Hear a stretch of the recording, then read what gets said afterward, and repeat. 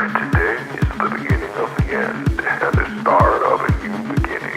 Time has come to redefine yourself and to let go of the demons in your head that have held you in captivity for so long. It's time to flip the page and prove them wrong. It's time for rebirth. Yeah, time's up to say goodbye to all the haters, doubters, and non-believers trying to bring you down. In the blink of an eye, you'll realize that there's so much more to the book than the page you were stuck on. Finally, you will be free to live a life you love living instead of the life you think other people want you to live.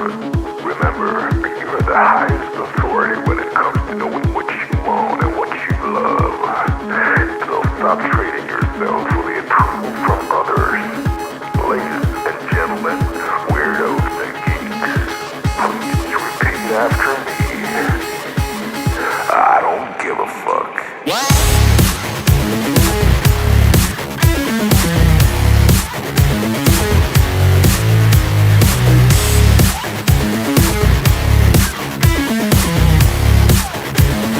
I don't give a fuck.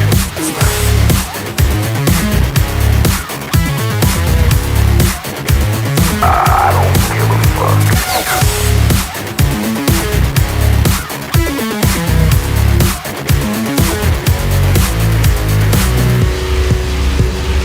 I don't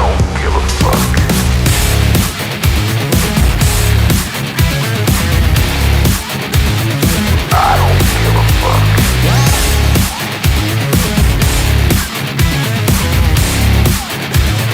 I don't give a fuck.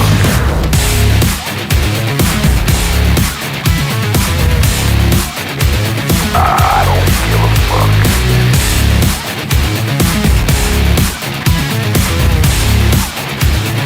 I don't give a fuck. It's time to start doing the right thing. So trust your instinct, stop listening to others, and own your decisions.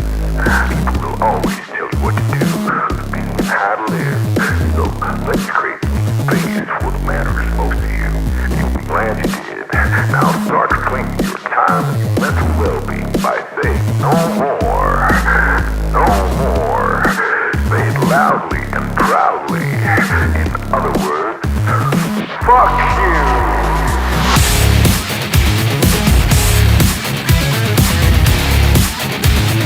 I don't give a fuck.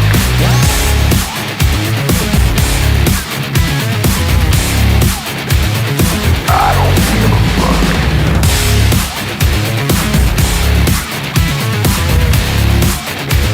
I don't give a fuck.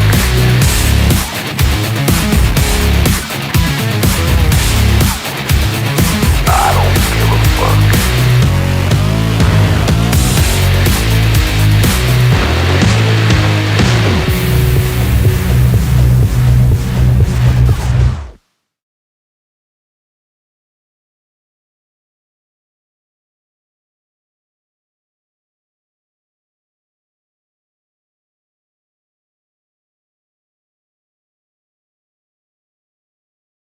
There we go. All right, ladies and gentlemen, welcome to the show.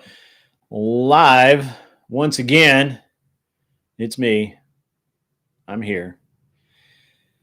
I have Tyler on the other side of this. We're not all connected yet because Gibbs me a break is not giving me a break. He said 20 minutes, and it's been 20 minutes, and I don't, I can tell time. I'm very good at it.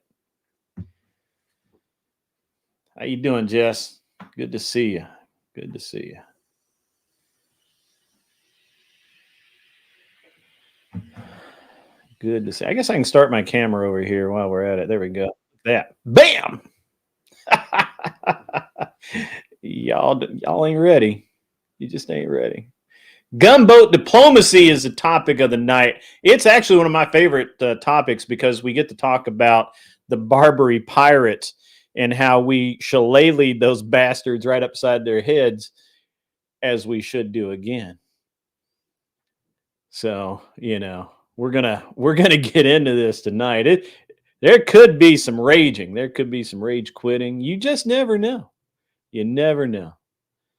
So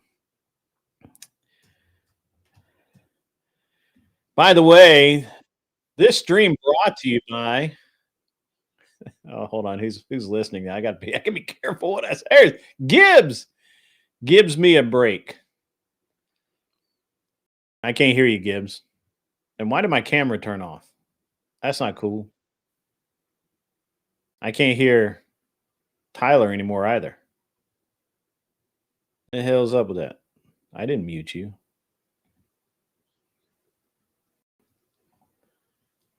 I can't hear you.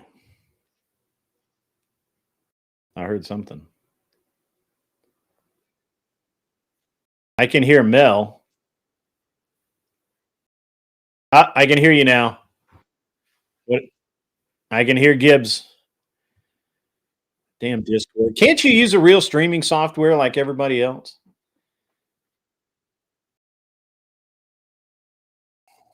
No, no, no, no. StreamYard, dude.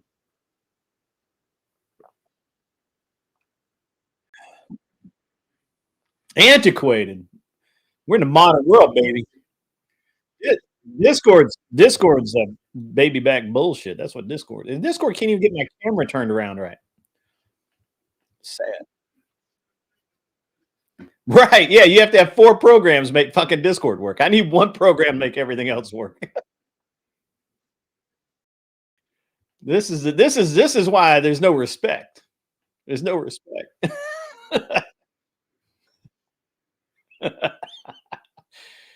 Yeah. All right. Over in my chat, you guys are awesome. Don't listen to Gibbs at all. You guys are rad. That's what's up. Hey, it's not fun. Discord is, yeah, gunboat diplomacy. You know, get to talk about Barbary pirates.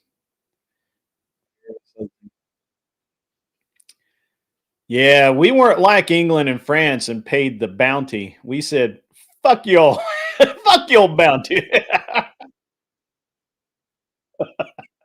We gonna come over there and stomp a river." What we?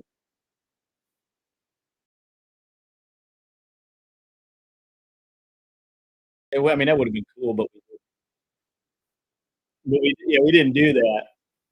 But we should have.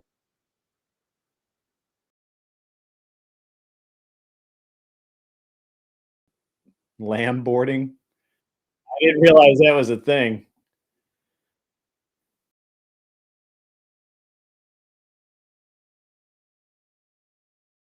You mean flambeing? Flambeing would be closer to it.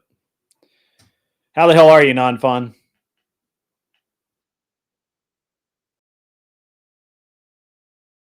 What happened? What did I miss? Oh, no, no, no! It's a landslide. Hey, hey, Gibbs, don't do that. You let him have his moment.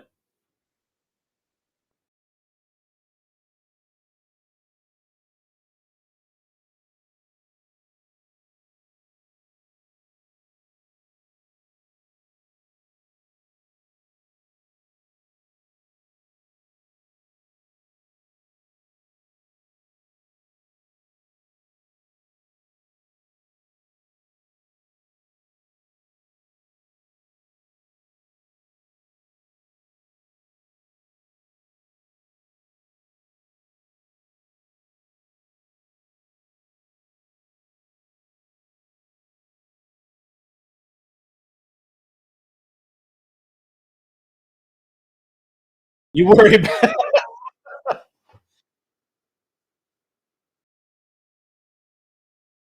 Mm, yeah.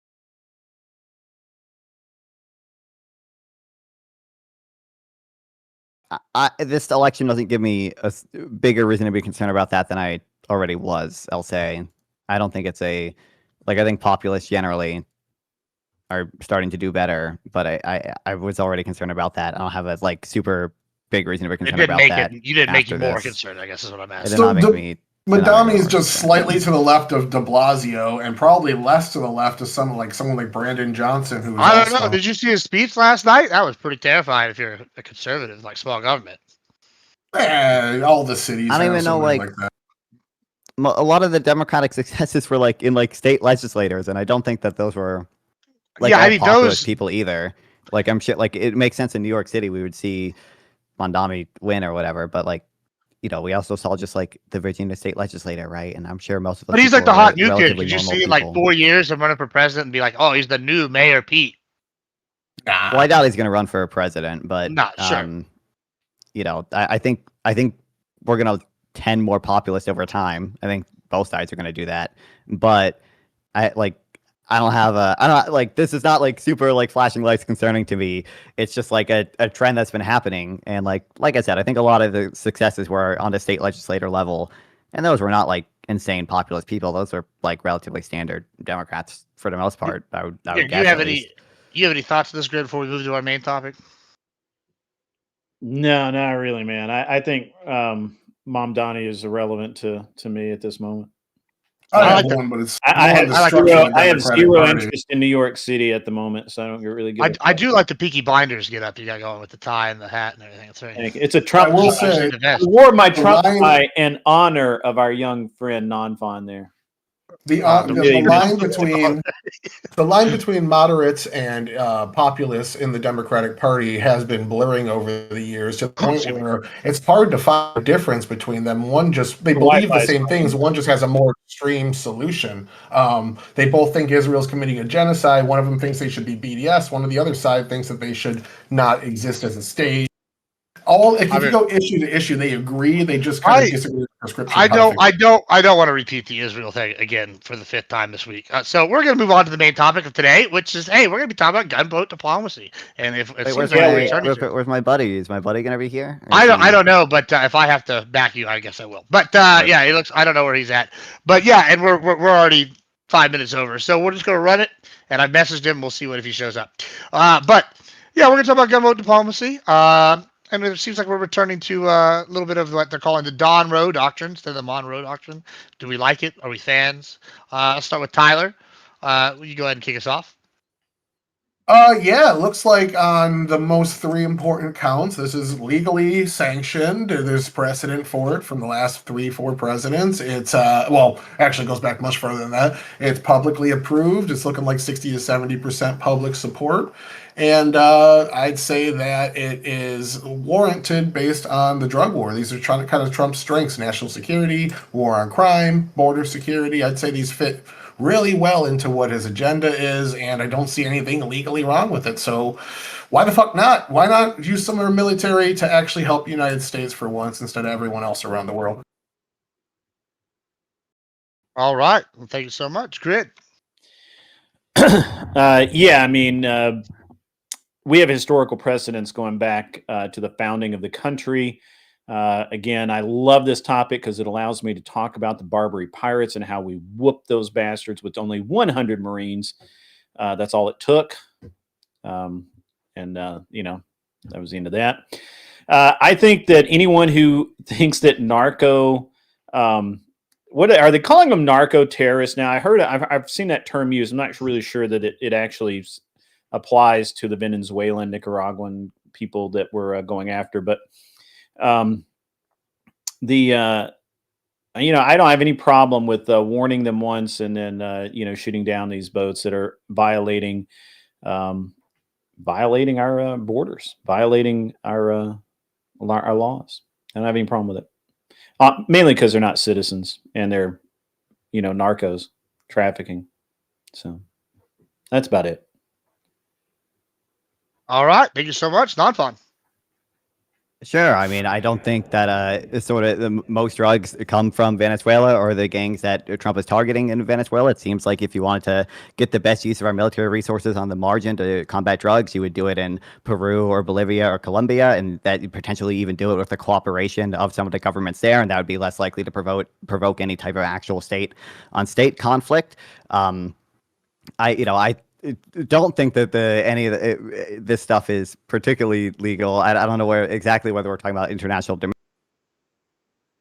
has given contradictory readings on what Trendaga what it is. In the brief that Trump gave to Congress justifying these strikes, he said the United States is engaged in a non-international armed conflict against these cartels who we have designated foreign terrorist organizations.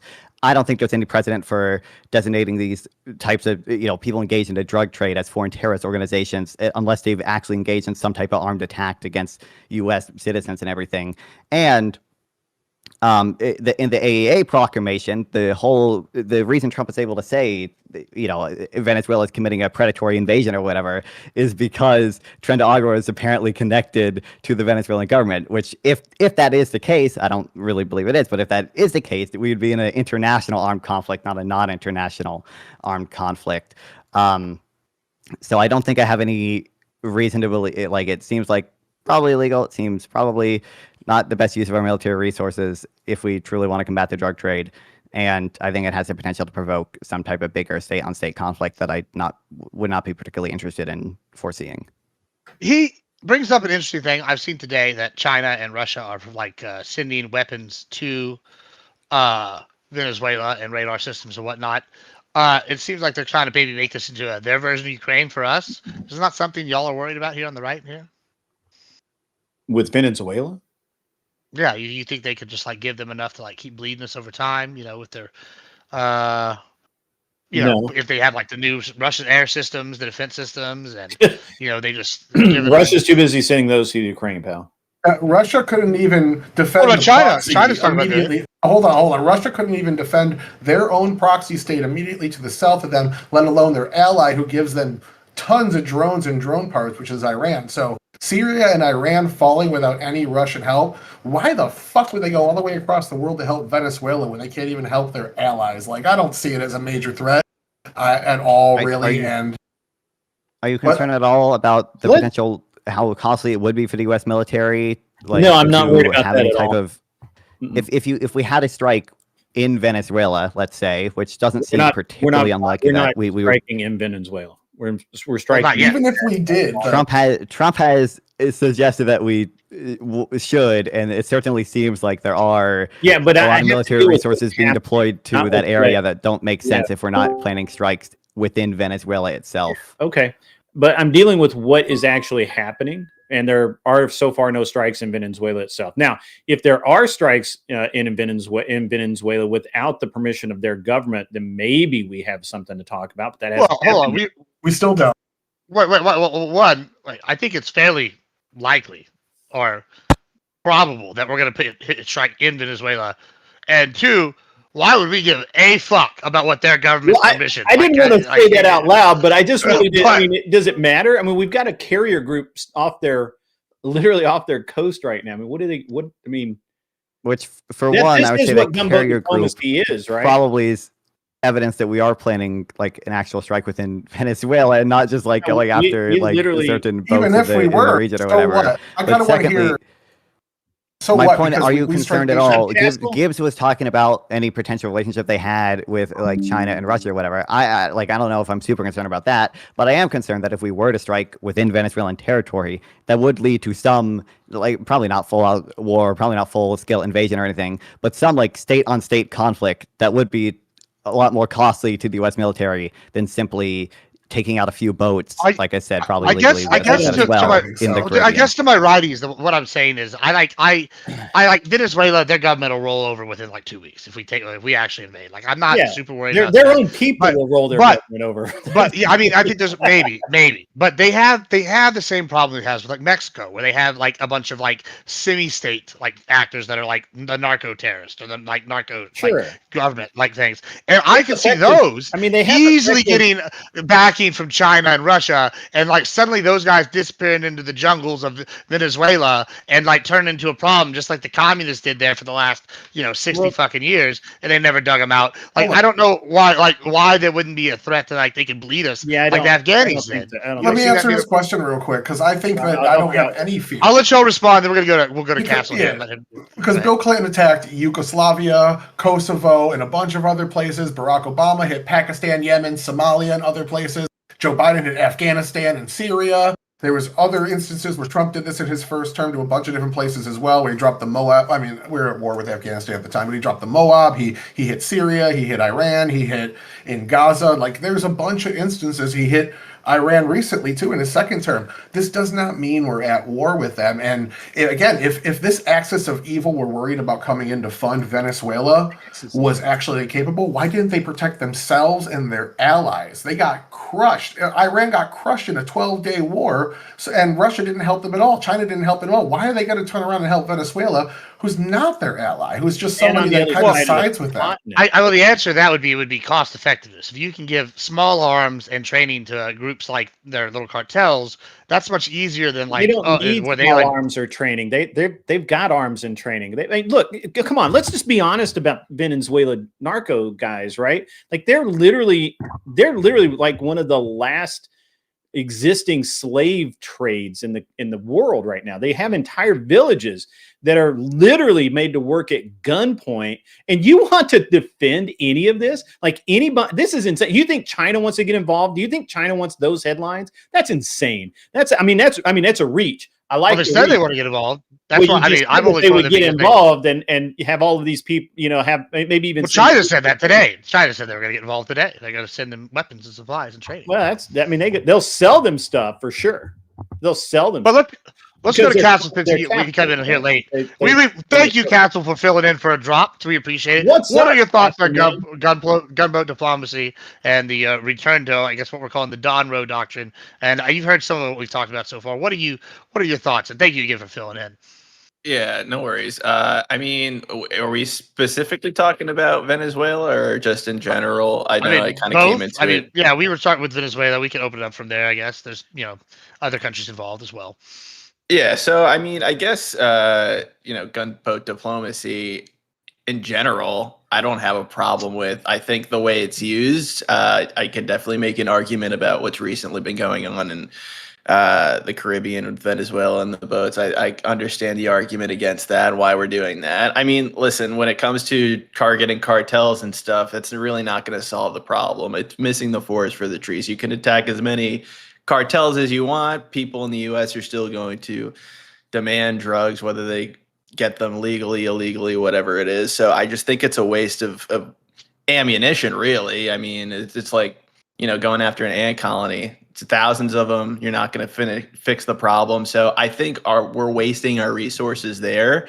And Tyler, I think you mentioned a few examples of how we used force against other countries in the Middle East. And I think when you're talking about terrorism, that actually is a severe threat. I think that's just a little bit different, where I would understand using force in that manner to restore diplomacy. So I think it depends on the situation. Right now in Venezuela, I wouldn't really support Syria, what we're doing attacking there. Terrorists. Syria, Iran, several of those countries, we're attacking their government. Like we attacked. Sure, but their governments. I mean, Syrian government was also with support of Russians attacking U.S. troops. Oh, for sure. I understand. Hold on. Let me frame this a little better. Right? Let me make sure that we're understanding what we're really talking about here. These are targeted airstrikes and attacks on go-fast boats, blacked out speedboats. They're and the narco submarines, right? They're very targeted on very specific. They aren't randomly attacking Venezuelan fishing trawlers. They're not randomly just guessing that, hey, that might have drugs on it. These are verified. Like, these are surgical strikes, and I don't have a problem with that. Now, if you want to talk about, it's not going to make a dent in the drug trade, I think that will, right, and the risk the risk. Well, it has grid. It has grid. Did you know what's happened? All right, guys, here's some cool tidbits. It's interesting that Papa Gibbs knows these facts. Did you know that we are at the highest numbers imported of cocaine since the 80s? It's actually surpassed the 80s. Here's the other kicker. It's the purest it's ever been because of Trump's war on fentanyl. So not only did Trump get rid of the fentanyl, we now have the most pure Colombian Bam Bam and the highest numbers we've ever had here in the United States. Hopefully we'll get some clean heroin too. We don't want that clean heroin back. I'm just saying, I don't know if that was his plan, but I'm a big fan of that policy. So real quick. Okay, wait, just real quick. I just want, so for like most of the things Tyler mentioned, most of the strikes he mentioned to both me and Casel, like these are things that either we have the permit, like for example, with Pakistan, many of the strikes we did within Pakistan, we had the permission of the Pakistani government to do, right? There was something, like I know the raid on Osama bin Laden's compound, like we did covertly or whatever, but there are many strikes in Pakistan we had the permission of the Pakistani government to do.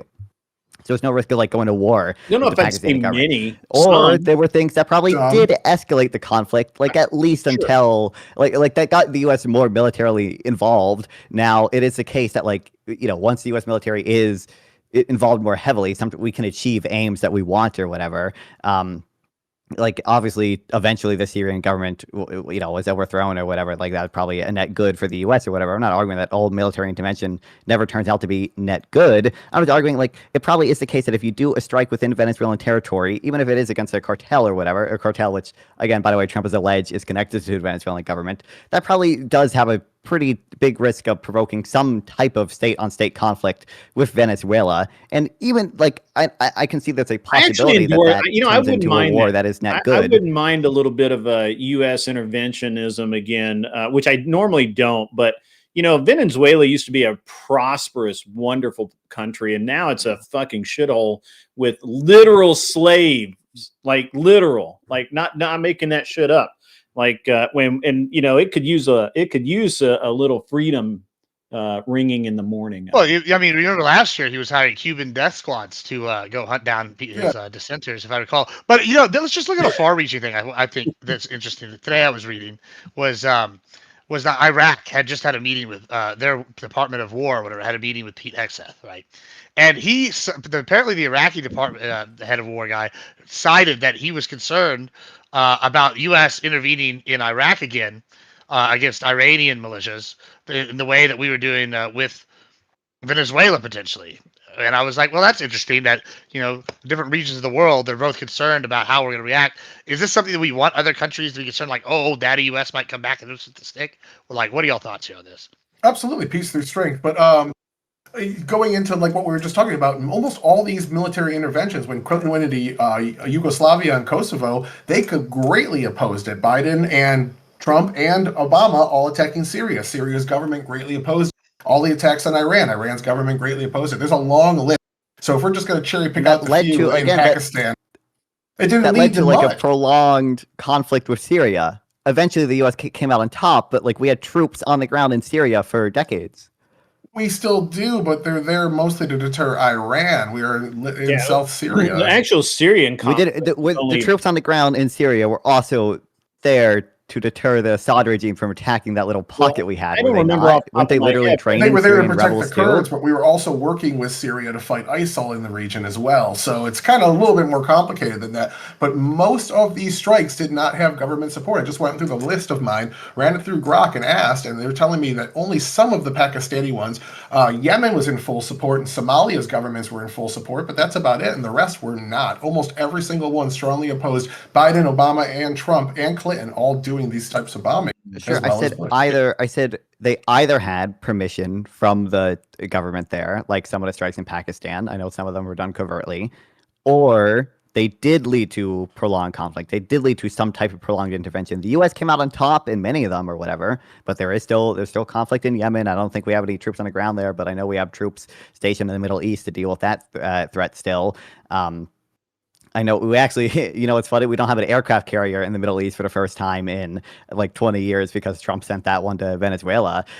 Or we have, you know, we did have troops on the ground in Syria. We still do. They were, to my understanding, they were training Syrian rebels as well. They were protecting the Syrian rebels that were in the little Were they there before the autonomous zone. Were they there before the strike? I don't know when we first put U.S. troops on the ground in Syria. They were long before the strikes. That being said, most of these governments did not agree with it, and most of them, Kosovo didn't lead to a longer war, Pakistan didn't lead to a longer war, Yemen didn't lead to a longer war, Somalia didn't lead to a longer war, Syria didn't lead to a longer war because they were already there. Again, and this won't as well. We have a ton of examples where that's not the case. And then your other point earlier is, why don't we just go in and work with these governments? We've tried. The Trump administration canceled $50 billion, or was it millions? 50-something million or billion going to Peru specifically to help fight drugs because they refused to work with us. They wouldn't let us do drone flyovers. They wouldn't let military go in. They only would work with the DA if the DA had enough proof to prove that this drug organization exists, and they weren't allowed to go in and do spy work against them. So Peru has been pushing us back and not working with us, and not allowing the military in the same way Mexico is, the same way Argentina is before the current leader was in there. Most of these countries are saying, no, you cannot put your military into our country, as well as the subject of tonight's debate. They will not work with us at all. They are hosting. Venezuela is one of the worst offenders. Like they absolutely have refused all U.S. Support, aid.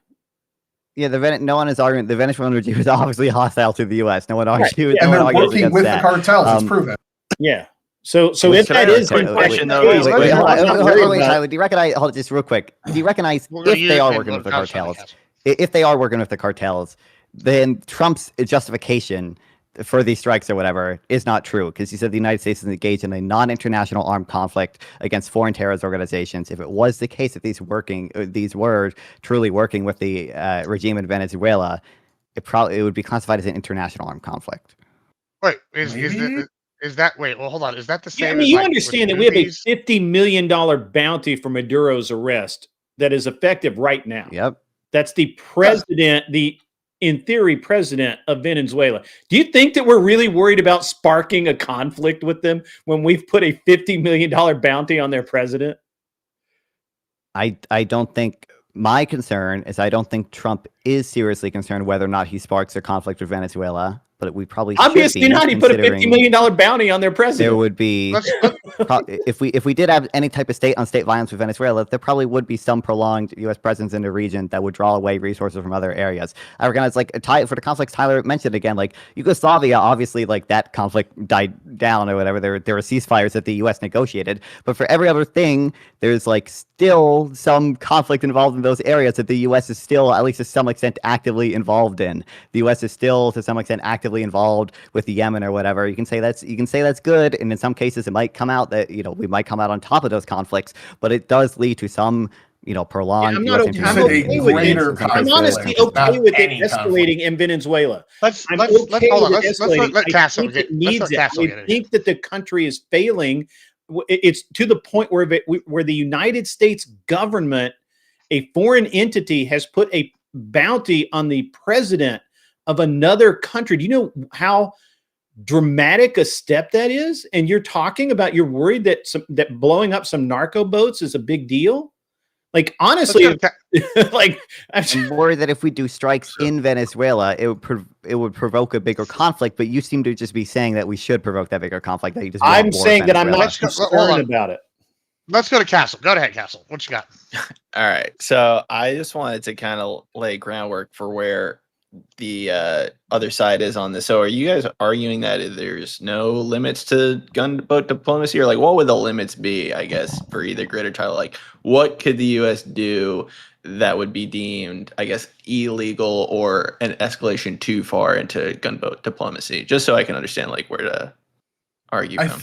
I think that step one would be the designation of a terrorist. If you look at what Trump has to meet with criteria, they easily fit the criteria of being designated as a terrorist. We can get into that if you want. So that one's checked. Two, I would say that I think there's a day limit. I think it's 80 days or 90 days. Congress then has to go on and improve that. So if Trump ignores Congress, that's a problem as well.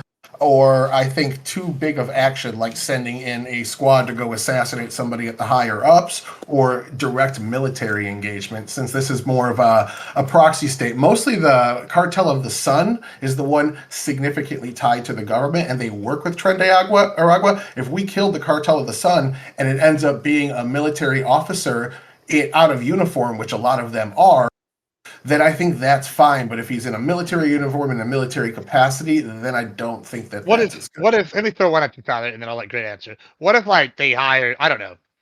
What if Exxon decided they're going to hire Blackwater tomorrow to go capture Maduro? Blackwater doesn't exist. Would that, sure, that's what I I think that's already happened. Bush tried to do something similar. Bush tried to go in and get Guevara. Would that be too much of an escalation? Let me hold on. I can actually answer that. So we've already got CIA covert missions people.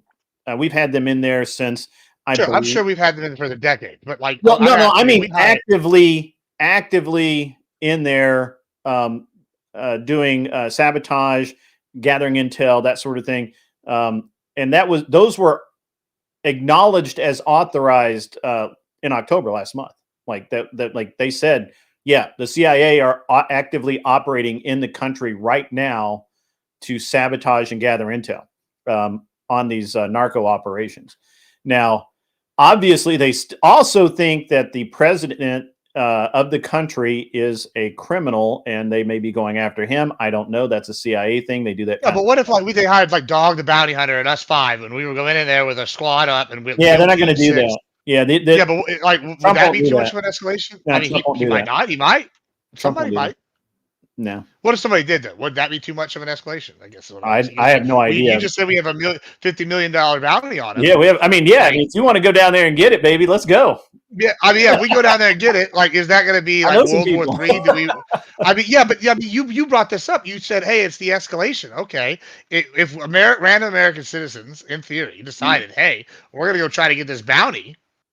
Would that be like a wartime escalation? I think non-FON would say yes. You're shaking your head no. Yeah. What are you? Private citizens can do whatever they want. Iran puts fatwas on people left and right. I don't think that's a declaration of war. What do you think, Castle? You think that would be a declaration, or like if I don't know, you and me and the buddies went and tried to get him? Well, I think if you could prove that the U.S. government was behind it, then they are behind it. I want the $50 million bounty. Yeah. Well, yeah. If this isn't just a private citizen going on their own, then if it's the U.S. government, then yeah, I would definitely take that as an act of war. And I think too, like back to my original point, just to understand the escalation point, for Tyler Grid, like the people in Venezuela, let me grant you that the strikes are drug boats. Because I've seen on Twitter, they're not drug boats. Oh, they are drug boats. Well, let me grant you that they are going after actual drug runners to these countries. Mm-hmm. Do we know who is on those boats? Like, do we know if they're Venezuelan citizens? Do we know if they're, Brazilians? Do we know if they're Colombians? Well, I'm saying that if you're running a blackout, if you don't know, and we're bombing in the middle of the ocean at night, if you're running a go fast boat in the middle of the ocean at night with no lights, and when the helicopter or whatever their drone or whatever they've got after, when they announce in Spanish stop, and you don't stop, that fits the narco profile, and they'll light you up. Sure, I'm not saying they're not. I'm not saying they're not arguing, but I'm saying the answer is no. I mean, the answer is no. I don't think we don't know for sure. I don't. The answer is no. But if there were a U.S. citizen on that boat helping smuggle drugs, and we just bombed a U.S. citizen, I think that he would be a criminal by definition. Yeah, he'd be in a terrorist organization. But hold on. He's a citizen. Castle's making a good point. We don't actually know 100%. When Biden bombed a car in Kabul in 2022, I think it was, he ended up killing a family of 10 when they thought they were targeting a terrorist and made a massive mistake. We have to trust our intel agencies are doing their job. In order to be targeted, just based on in order to be targeted, you either have to present an actual armed threat to the U.S., right? Or you have to be a member of an organized armed group that makes you liable for status-based targeting. I don't think there's any reasonable world in which we can consider these cartels an organized armed group under which people would be liable for status-based targeting. Armed group. Well, not under the I do want to push conventional back. international law. I do want to push back against one of these things, though. Like, hold on. I think they're just as culpable as whenever we bombed that American citizen. I think Obama did it, and he was like, "This is a terrorist," right? But then it was a journalist or some shit. They're probably same gray zone, terrorist organization and a cartel. However, I remember people were pissed. But hold on, people were pissed about that. because you're not supposed to bomb U.S. citizens if you're with a U.S. drone. We're supposed to bring them in, give them a trial. Like I mean, sure, if they're actively like out there fighting and shooting us, bang bang, and they get shot by a SWAT team, that's one thing. But I think it's different than whenever it's like, hey, we got Reaper Prime up here flying, and it fires Foxtrot 3 at me, and I'm dead. Like, I think that's a little different. Wouldn't you agree, Grid? Like, you want to get hit by the Reaper Prime while you're walking over why here? I don't do narco. That's why I don't do narco. What if you cross the street jaywalking and they're like, "Hey, get that fucker"? What's the next step? Yeah, like wrong place, wrong time. It's the next step. Yeah, wrong place, wrong time. I mean, like I'm with that's one step towards big government. If we're like, if you want to make a hypothetical, right? Like if I were flying my plane and my radio went out and a jet pulled up next to me and said land or die, and I couldn't hear him, and he made clear signals for me to land, and I ignored him and maybe even gave him the bird because that's my style, that's my personality, and he put a missile up my ass, there wouldn't be a damn thing anybody'd say about it. Oh, Greg, come on! If you're not doing anything wrong, if you're not why should you land? If you're just flying over my ranch and the F-16 pulls up and is like, "Hey, land," and you're not doing anything wrong, I would have a problem if they fucking missiled you. Yeah, I think so. If I ignored their orders and they're like, "Hey, if you fly over this area, man, you're lit up." You know that's a real thing for airmen. Yeah, the cop comes on my land and tells me to do some shit that I don't want to do, and I haven't done anything wrong. There's a massive difference between the military and police officers. Exactly. Yeah. National security different. They don't have to do the same checks that a localized police would have to do with the interstate citizen. I'm looking into that right now. The Trump administration doesn't need to prove right? any of these people are terrorists, except for the one person they need to identify was on the boat. If one terrorist is on that boat and they've made positive identification, that right there merits they're allowed to blow that boat up. If they hit a U.S. citizen as collateral damage. That's only the case if we're actually engaged in an armed conflict. I'm reading it right now. Yeah. No. Under what U.S. law, under what domestic or international authority too? I don't know how much you care about that. Can you target someone based on their status as a member of a cartel if we're not in an armed... Here. There's the Article 2 powers of the president. There's the 2001 authorization. That again applies to armed conflict. Hold on. There's multiple here. That's what I'm going to read you is multiple. The Article 2, the 2001 authorization of use of military force directly allows this. FTO designation 8 USC 1189 also allows this. War Powers Resolution 50 USC 1541 and 1548 all I'm hearing from the designation of the designation of someone as a foreign terrorist organization that controls the ability of the president to do things like IEPA sanctions or like immigration sanctions with regards to that country. I don't believe it authorized it doesn't authorize killing based on status. I don't believe that's the case. Secondly, the Article 2 authority it applies when it's like reasonable to anticipate war in the constitutional sense of the word war is my understanding, at least from what I've read. There's no imminent armed attack that these cartels are going to be doing against the U.S. Under no historical precedent is the drug trade in any way. Being a terrorist doesn't mean you're just a terrorist in the United States. They are 100% a terrorist group. They're responsible for most of the deaths in politicians in multiple countries. They are a terrorist group. What is the armed attack against the United States? The AUMF flat out says this permits targeting members or affiliates of terrorist organizations and does not mandate pre-strike public evidence, internal vetting, and internal vetting suffices. Isn't that number one in relation to the 9/11 attacks and only authorizes it with people who have related to the 9/11 attacks? That was my understanding of the 2001 bill. Designations. Yeah, Yeah. You cited what statute are you citing? You're citing the 2001 use of authorization of military force? Yeah. If I look it up, it's not going to say that it's for people in connection to the 9/11 attacks. This is what the Trump administration is claiming. The Trump administration claimed that we were in a non-international armed conflict against these people who we have designated as FTOs, which again, to my understanding, FTO is not. It's meant simply to it allows you to have sanctions against them, like under IEPA, or like have immigration restrictions. I don't believe anything. I don't believe FTO designation gives the president or the Defense Department the ability to kill people based on status. But you're wrong. The LOAC laws of that's international law. Yes, we're talking about this is domestic law. International, I think, is our harder domestic for you. law absolutely. With the AUMF and the what do they call them? There's a term they use there. Now it's not a terror. They don't call them terrorist organizations anymore. There's a combatant. I'm sorry.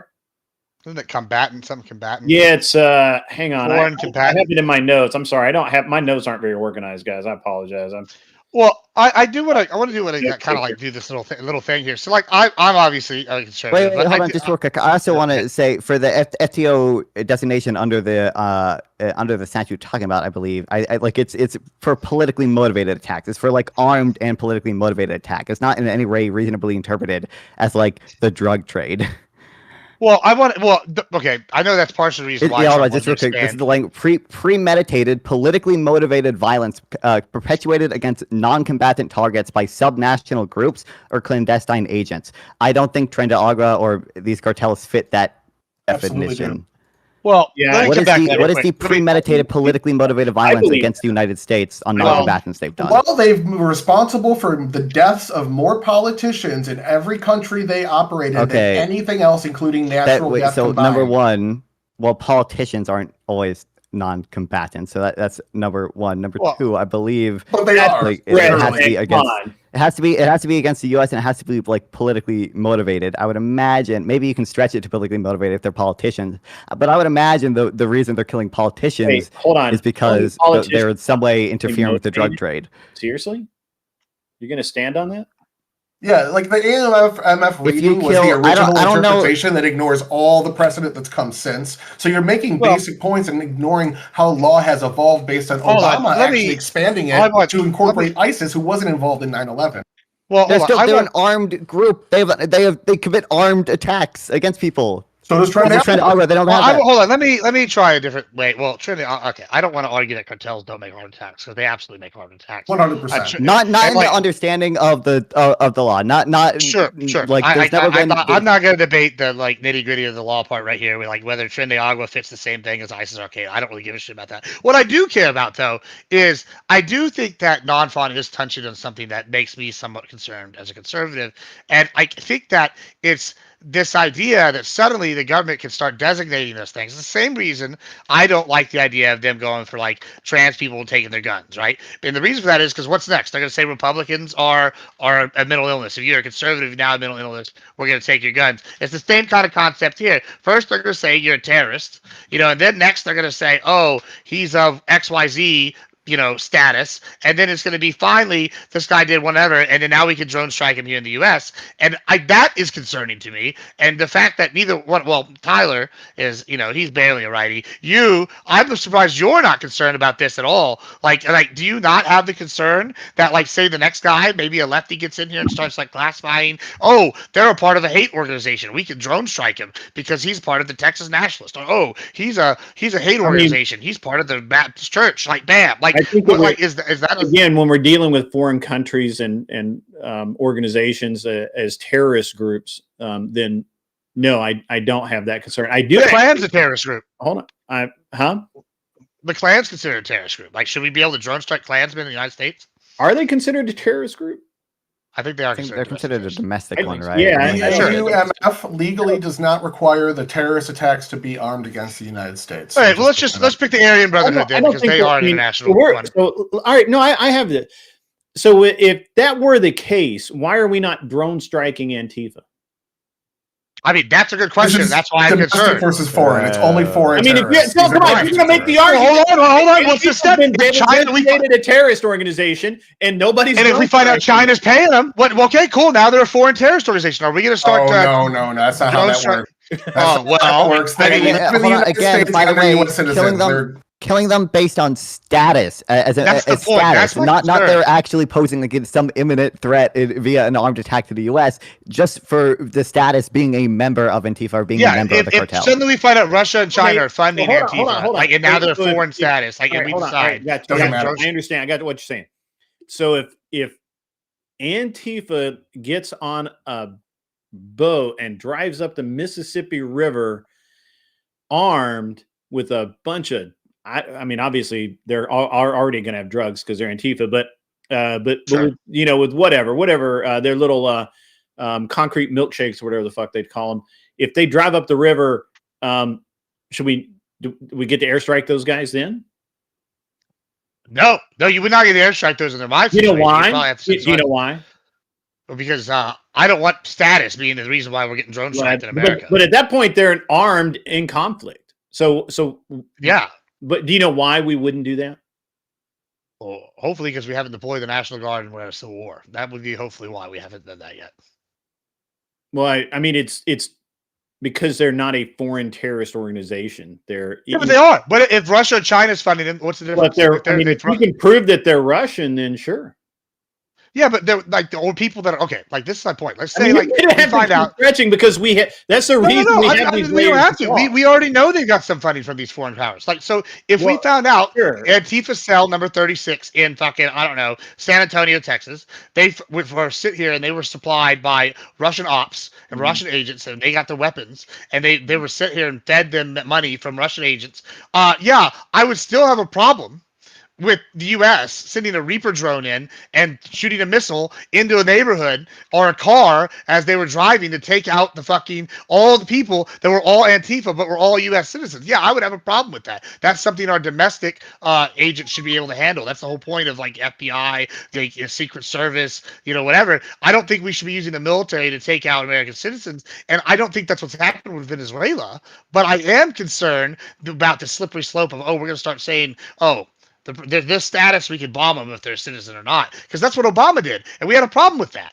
And but now Republicans are telling me we don't have a problem with it, and maybe I'm not sold on that. I don't know. Like, and he also used the I see a lot of gaps in that logic. But go ahead. I'm sorry. I interrupted. Wait, Tyler. Maybe you're seeing something I'm not. So, the thing I'm seeing from lawfare is that designation as a foreign terrorist organization does not grant the president the authority to kill these people. The designation of a foreign terrorist organization is simply so that you can use IEPA and the Immigration and Nationality Act and some other economic sanctions via executive power. Mm-hmm. I'm seeing the same thing from the New York Times. I'm seeing the same thing from the Google Gemini. There's more criteria. It is not great. It is not. So wait, hold on. You agree that the designation of Trend Agra as a foreign terrorist organization, even though I don't think they meet that standard, does not grant the president the ability to kill people based on status. No, they don't have that alone. There's more criteria that comes from just the designation. So what is the So then what is the armed attack that would actually constitute an armed conflict that would give the president the authority to kill people based on status? I already told that to you because it doesn't require it to just be the United States that was attacked. Do you think that killing politicians, presumably? Hold on, I'm answering the question. Hold on, I'm answering the question you just asked. You said you answered it before. No, I did not. I'm answering it again for you. So, same thing earlier. AUMF allows us to also take our allies into consideration if they're attacked in the same way. 1, 2, all they have to do is pose a threat to national security, where that's something Clinton tapped into the 1974 act, where you're allowed 60 days to go out and do military action without the approval of Congress as well. And that doesn't have anything to do with military action without the approval of Congress, but it still has to be within the scope of U.S. law, and you have to justify it afterwards. That's why Trump sent the memo to Congress saying we're now in a non-international armed conflict against Trend Agra or whatever. But my understanding is there has to be a threshold crossed where it actually, in order for these standards to apply, to meet armed conflict. Armed conflict, to my understanding, under U.S. law and international law, is not traditionally assumed to mean presumably the cartel is killing politicians because they are trying to stop the drug trade, or because they wronged. I mean, they're killing. That's not a political terrorist event when you kill a politician to get a different political result. There might be. That's exactly what it is. there might be cases where you could consider it political violence, but I don't know if traditionally would people when I think of political violence, like I think of, for example, like Islamist. To get a different political result is the definition of political terrorism. Right. Because they're interfering with the drug trade, right? Because there's some corruption of the government. I think usually when we think of political violence, we think of like a terrorist like targeting politicians to invoke fear in people, right? Hold on. What about the one Mexican mayor that just got killed? That like spoke out against the cartels, right? Which he was literally killed by the cartel after telling President Scheinberg, I think, to go in there and say, "Hey, we need more like stronger policy on the cartels," and they killed him the next day. Right? Would that be political violence or not? I think that probably better fits like some type like organized crime rather than like political violence. I think like seriously. I think that's probably what. Oh my god! I think that's a better fit. Come on, that's. Well, hold on. So then, I guess what they're struggling with is your distinction. Would you call like Tammany Hall, like with back in the day, would Tammany Hall be political violence, or would it be organized crime? Because who is she? I don't recognize. Tammany Hall was the Chicago, New York mayors, right? They're run by the mob, right? Like Tammany Hall. Look at William Taft. Yeah, so they're basically a mob ran city, right? Like and like when they were stuffing ballots, organized crime to the max. The mayor was pushing policy that helped the mafia. There's like, probably I don't know how holistically I would categorize it or whatever. There's definitely political violence like involved in that. I don't even think that like all the trend actions or whatever couldn't be construed as political violence. I think typically when people think of political violence, though, they don't think of like an organized crime group killing politicians because they want better like drug trades or whatever. I think. Well, then those people are stupid. Okay. That's all I got. I think it probably better fits some definition of organized crime, but I don't even believe killing politicians would cross the threshold into any type of the like armed conflict that would grant the president the authority to kill people based on status. How is killing a politician to keep the politician from doing his job as a politician? How is that not a political crime? Because you're doing it not with like political aims, right? You're doing it because you want your cartel to succeed, or because they wronged your cartel the politician is going to use politics against you. Right? I don't think that's what people typically think of when they think of political aim. Like you're not trying to spread your ideology. You're not trying to like enforce your ideology. You're not trying to we've already established cause a bunch of fear in the general populace. The thing you're trying to do is sell more drugs. What was the motivation for killing the politician? That was against those cartels. You can tell me if I'm wrong, Tyler. I presume many of the primarily like because they were paying off the politician, the politician stopped doing what they asked, or the politician tried to crack down on cartel violence, and those are primarily reasons. But it's not trying to spread, like it's not like a jihadist trying to spread his ideology or trying to invoke fear into populace by killing these people. Yeah, it's a cartel trying to make the cartel more successful. Spreading an ideology, you just made that up. That's not a requirement for it to be a political crime. You just made that shit up. That is what people typically think of. No, nobody typically thinks that. I don't typically think that. I think of political violence is violence against politicians or people who are attempting to vote. No, because you can do political violence that's not against politicians, right? Like if I can go politically motivated to kill someone, like based on my political ideology, right? Like they're only killing the politicians that are against the cartel, that are trying to implement policy that will go against the cartel. They're killing them, and they're not killing the ones that aren't doing that. So they're killing politicians for their political decisions and actions in office. That is political terrorism, definitionally. 100% textbook. I don't think... I mean, I don't want to say, again, and I said this, I don't even think it, like, precludes the definition of political violence or whatever, but typically people think of, like, a jihadist trying to spread their ideology or trying to invoke fear in people, not, like, again, a cartel trying to make their cartel more successful. But if you want to call it political violence, that's fine. But I still don't think it meets the threshold of any type of like armed conflict that to my understanding, U.S. law requires. I'm glad you agree with Trump that the January 6th protesters were going after too hard for political terrorism. Let me go to Castle here. He's been quiet. You've been listening. Yeah, what are your thoughts? Obviously, the January 6th people is because they were in an attempt to like overthrow the election. We'll come back to that. Listen, we'll come back to January 6th because I'm sure it'll come up another 50 times next month. Let's go to Castle. What are your thoughts so far? What are you thinking? You've been listening? You're a little quiet. Share your. Yeah, I mean, I think it's kind of like it.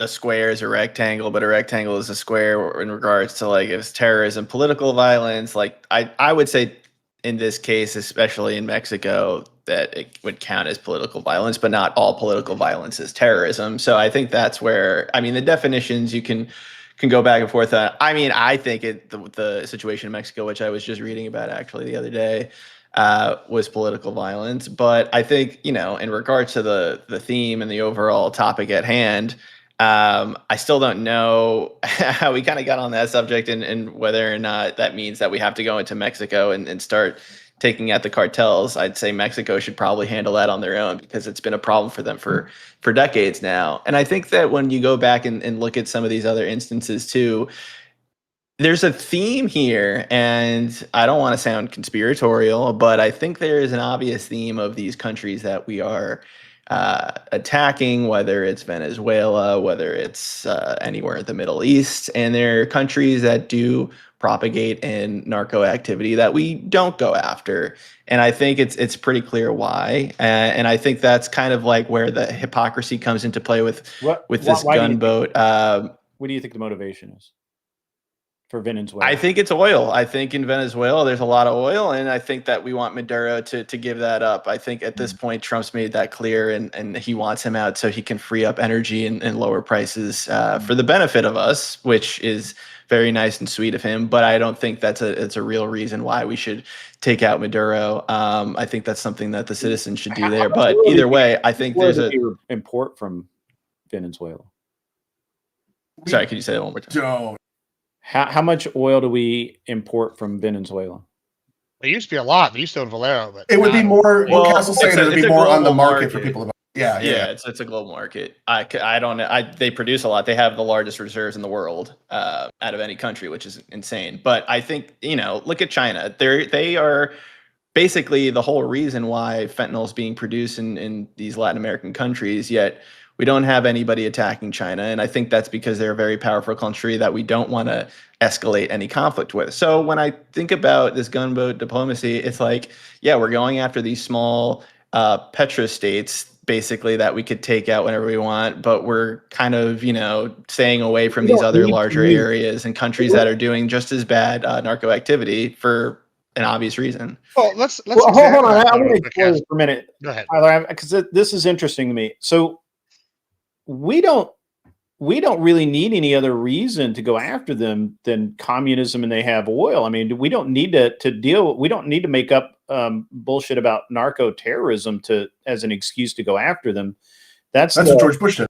Yeah, I mean, we've proven all over the world that if you are a dictator and mean to your people and you have oil, the U.S. is we have bombs to burn, baby, and we'll do it. But so I think that's antithetical to Trump's whole no new wars thing. Like, I don't know why communism is our place to start invading countries or taking out their leaders. Now that's probably the best point.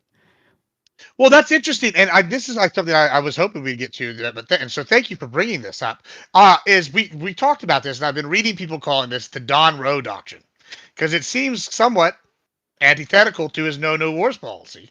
However, it very much aligns with the isolationist kind of ideas of, where it's like we don't want these other people on our side of the hemisphere. Is that where you're falling, Grid? Because you were just saying it seems like a good point. I mean, it's a solid point that. It's a solid point that we would not want to have other people involved, but I guess my problem with that is, we've just never needed that before to go after something. Now, it's a good point that Trump can use narco terrorism to go into Venezuela without starting a new war. He's just simply expanding on the drug war that we already have, that we have had since 1989 or 90, something like that. And Grid, I'll push back real quick because we don't need a reason, but the exact reason we went into Iraq was a whole fake weapons of mass destruction conspiracy. They already had Saddam Hussein, who was an evil dictator. Well, that was a whole mess. Stop it. They found 6,000. That's how the burn pits were discovered. But going into the history of Venezuela, so what happened is we used to get about 15% of our oil exports from Venezuela. What happened after is Chavez got elected. When Chavez got elected, he was a big fan of Castro. What they did was they used the government to seize private industries that were U.S. owned. So they took billions of dollars in U.S. equipment, U.S. property, U.S. firms, and just seized it and said, get the fuck out. That right there would be enough to go in for us for oil. And Bush did do some things. What happened is we backed anti-Chavez protests. When that started going off, we went in and arrested Chavez, held him in detainment. Massive protests started within the country. We ended up releasing him. Wait, Tyler, you can't say that's reason. Imagine if the U.S. said, tomorrow we're going to take over any land that the Chinese own in the U.S., and the China got pissed and said, we're going to go into the U.S. and take our land back. That would be insane. That's Venezuela first. That would be an American first policy, and there's no reason for the U.S. to get involved in Venezuela because their country decided they stole it. Hold on. We've done that here too. Texas just declared Chinese nationals can't own land and stuff, like recently. Like, how is that any different if we came in there and seized it? I don't think it would be. Right? Like, we're basically, didn't we do that with TikTok, basically? Like, here's some pennies on the dollar. Yeah. For taking TikTok. Obviously, the U.S. is hypocritical in that we have nationalized foreign assets also, maybe not to the extent Venezuela has, but like, I'm a little confused here. I thought we were just doing strikes on boats, in the Caribbean. Are we overthrowing the regime and getting our oil back now? Like, what's our goal here? Trump has suggested that.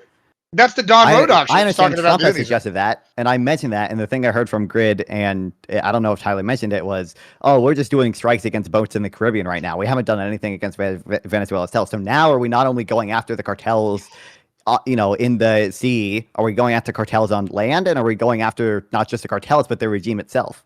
I just want to know where you guys stand on how much we should be doing. Hold on.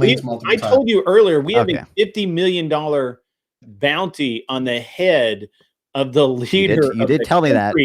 Like how? I mean, what else can you derive? I'm asking you, Grid. If Trump said, I'm not just going to do strikes in the Caribbean anymore, I'm going to do strikes in Venezuelan territory against cartels, I'm going to do strikes against the Venezuelan government itself. Escalation. I would need to understand why we needed to do that, or why he felt like we needed to do that. My guess is that it could be coming just because they're going to find the slave labor camps and villages where these people are in horrendous conditions, and we're going to go in there as a humanitarian, those are air quotes, humanitarian effort to free those people, and that'll be probably humanitarian with the B-1 bombers. Humanitarian effort. No, I think we're going to use the 160th SOAR and go in with helicopters. That'd be my guess. But Grid, you don't think that slave labor is worth us going into to save, right? I mean, that's not a real argument. There's slave labor going on everywhere in the world. I mean, literal slave, not people not getting paid. I'm talking about literally like the Uyghur Muslims over people working under armed guard in slave labor camps. I mean, the Chinese are organ harvesting the Uyghur Muslims. Are we going to invade China? I mean, North Korea. We do go into nations for humanitarian reasons all the time. There's genocides in Rwanda. There's different things against Kosovo with Clinton. There's all sorts of things. I don't think it's always bad to have a humanitarian goal in war or whatever. I, unlike Gibbs, care about people in other countries. I want them to be better off. I will mention there's also the same president that cut all the money to or 83% of the programs from USAID, and that's probably going to kill more people in Africa than any of the people that he's going to save in Venezuela from slavery or whatever. And I'm pretty sure Grid supports cutting all the USAID money to talk about sticking to the topic as well. Well, I'm saying it seems kind of hypocritical when you say we're gonna go into some humanitarian aid. Derail off of the gunboat diplomacy thing into other areas. I'm not trying to necessarily I'm saying if we care so much about slavery in Venezuela that we're going to do an invasion, it seems like we should care about it. I said that it is a perfect excuse. That's a justification. There's a slavery. And what Venezuela does with their elections usually don't merit an invasion. They usually merit sanctions, and that's exactly what they got. So I wouldn't say that justifies it. What justifies it is that they are directly involved with terrorist organizations. Like, again, the, Okay. the Suns. That does break the line, right? Let me go ahead. Sorry. Let me reframe this a little bit because I think there's something interesting we're kind of like avoiding here. Is I like let's go back to this Don Road thing. All right, so Cuba and Venezuela, they're really tight. I think when Peru and some of the other countries are kind of like looking to Venezuela to be the lead on fighting the U.S. and like kind of being like, hey, stick to the U.S. And other countries in the region like Argentina and Brazil, they're getting more in bed with the United States as we go. I see this as more of his overall Latin American policy, right? Like he's doing the Don Row. Like he's like, okay, Mexico, you need to get rid of the Cuban fucking influence in your area. And basically Cuba had to force out them using Cuban like troops and stuff. And then now he told hey, Venezuela, we're coming for you. And Cuba's once again being super isolated again, right? For whatever reason, I don't know why we haven't just gone in there and taken them out, but they're getting isolated again. And now he's forcing this on Venezuela. And it's basically if Venezuela falls, he thinks these other countries are going to fall in line. And I like with the no new wars thing, if someone said this earlier with the drug war, yeah, it's basically a continuation of the drug war. I don't know. And I see this. I don't see him if they escalate an attack on the land. I don't know if it's going to escalate further. My concern is less with non-Fon's like argument about we're going to fight another nation state because I think we're going to whoop their ass. They just won't. They'll be there 2 weeks, and then it'll be like months and years of max. But then we'll be fighting the cartels and the people. Panama was back 36 hours. Yeah, but Panama is like yay big, right? Yeah. There's ranches in Texas bigger than Panama. I'm saying that like with Venezuela, it's a big ass country. You're gonna have people out in the sticks, in the woods, and the cartels, and they're gonna be fighting like for ages, like little villages. Some of them are gonna be run by the cartel. Not all are gonna be slave. Like it's not like unless we go in there and like dig these people out. They're just going to keep crawling out. And I don't know if we have the gumption to do that. I just see this as more of a larger change where he's trying to force China and Russia out of our hemisphere. And I think he can do it with like, hey, if we take out the big dog on the block, which is in our hemisphere, which I guess is Venezuela, then he can force like Peru and these other countries to fall in line. Maybe it could be that. But when we look at what's happening in Africa with Mali and Ghana and a couple of the other small little, Rwanda's turned them all into their bitches. And those were basically like Russian run, and now the Russians have been run out of it. And even though a lot of them are still employed there, technically, by whoever's the technical leader of the country that day. And I could easily see Venezuela and a lot of South America becoming that kind of a version of that side of Africa where it's just a bunch of little warring nation states that just never stop fighting with each other. And it would be great if we could stop that, if we could prevent that in our hemisphere. But they're not doing that now. Why would we? Wait, hold on. Wouldn't us taking out like an established country lead more likely to that? I think that I think that's backwards. I think that the problem with the leader in Venezuela right now, being so aligned with the drug trade, is that you have countries like El Salvador and Colombia that are going to look at that in a bad light, and they could start infighting very easily. And I really don't give a shit about narco wars, to be honest with you. But you mentioned yourself that China's offered to sell them arms, so Venezuela starts getting rockets and shit, and then Colombia gets rockets and shit. And before you know it, we're looking at another Mali, Ghana, Goa, all those places, all those little, bitch ass countries over in Africa that just keep killing everybody in sight. And I wouldn't want that in my hemisphere. I wouldn't want that south of my border. So I linked a couple of laws in the group chat here. U.S. Code 18 U.S. Code 2331 talks about political terrorism and influence of policy of a government by intimidating or coercion, or to affect the conduct of a government by mass destruction, assassination, or kidnapping. They clearly fit the criteria of a terrorist group because they do that. It does not have to be in the United States. The INA 212A3B also backs that up and says also if you're a member of an organization that has been deemed a terrorist because of those events, you are also deemed equally as guilty. and able to be attacked in the same way. Well, I don't even think this is not even what they've been defined at. The term international terrorism, they've been designated as a foreign terrorist organization, which is under, I believe, a different code. I don't think it's and it's under the definition I gave earlier, which led to the whole dispute we had over what political violence is.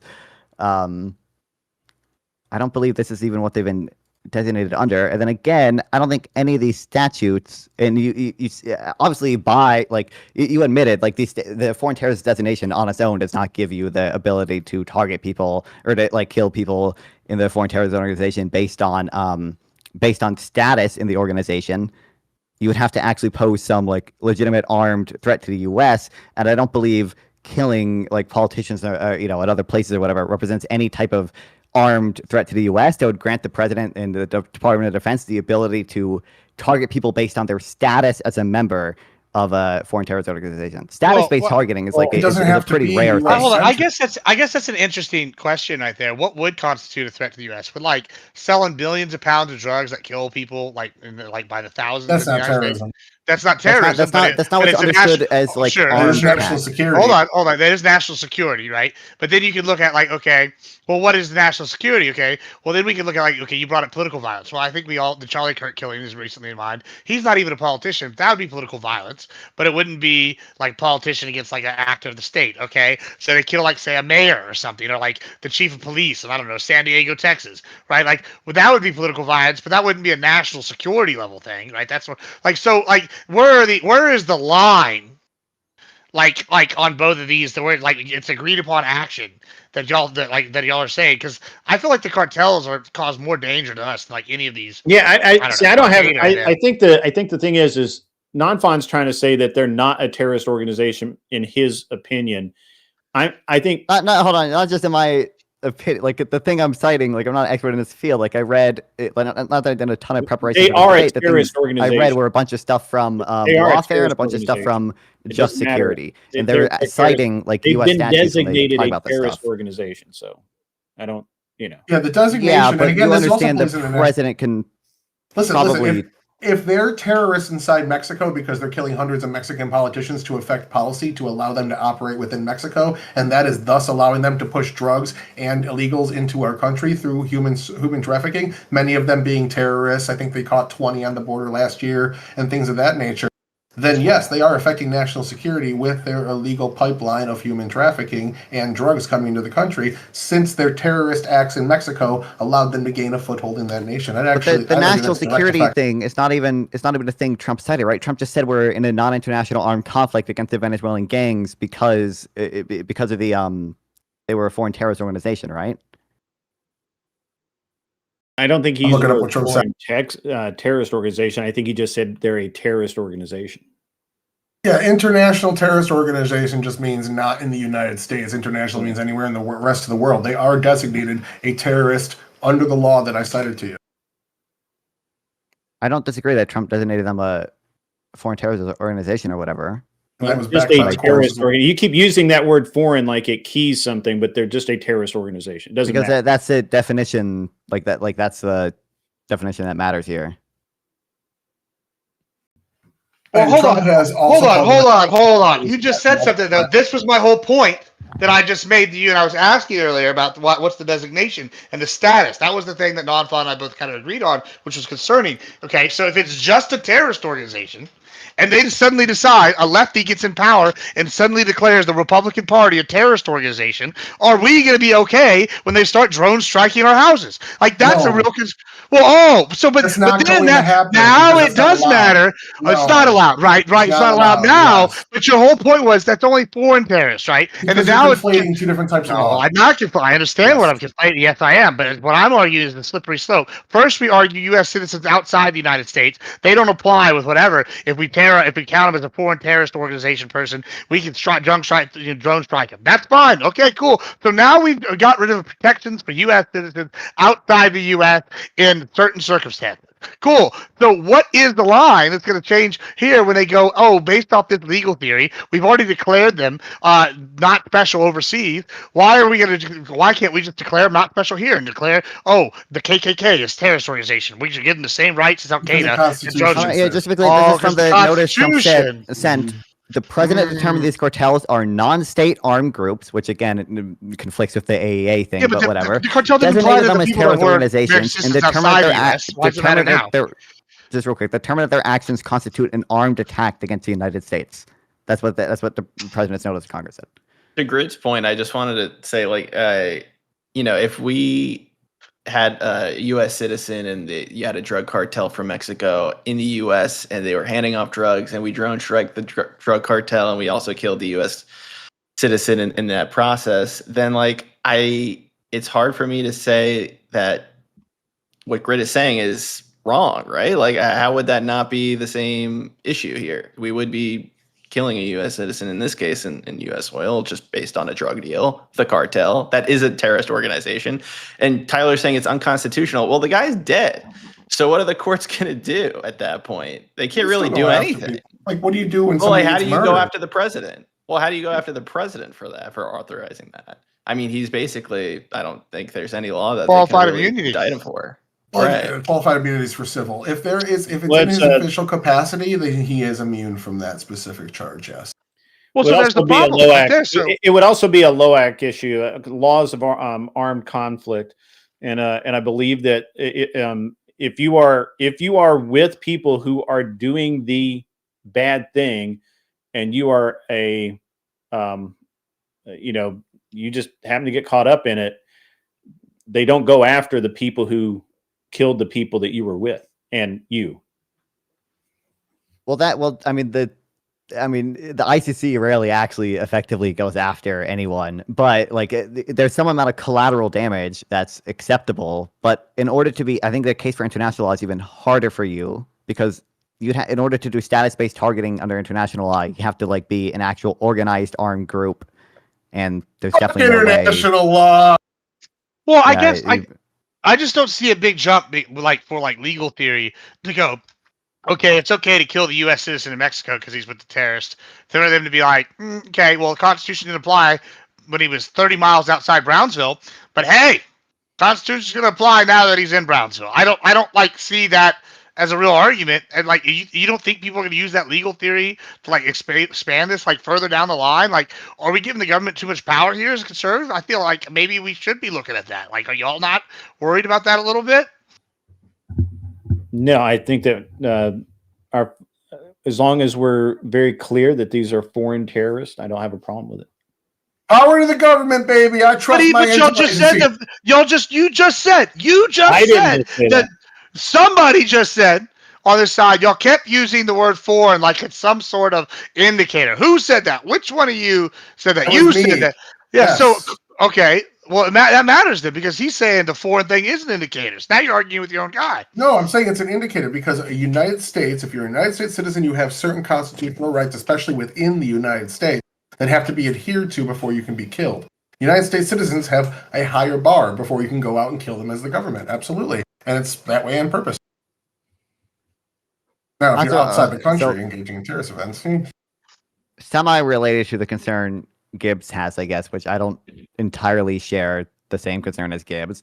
Do you guys have any problem with, one, Trump reformed the National Security Council such that it doesn't really have a legal review anymore? And then two, the National Security Council is no longer even the one making the decisions about many of these strikes. It's done by the Homeland Security Council now, which also doesn't have any legal review process. And a lot of it is, just approved by Stephen Miller. And they haven't even been notifying the White House of certain strikes until hours before they did the strikes. I believe the strike on September 2nd or whatever, the Pentagon had previously alerted the Homeland Security Council that this was a potential target, and then the Homeland Security Council decided to strike them, and the Pentagon wasn't even informed until a few hours before the strike or whatever. That's not typically. Was this a strike on a boat or a narco sub? What was it on? It was on a boat. Okay, so why did I'm just seeing staff cuts? I'm still seeing that exists.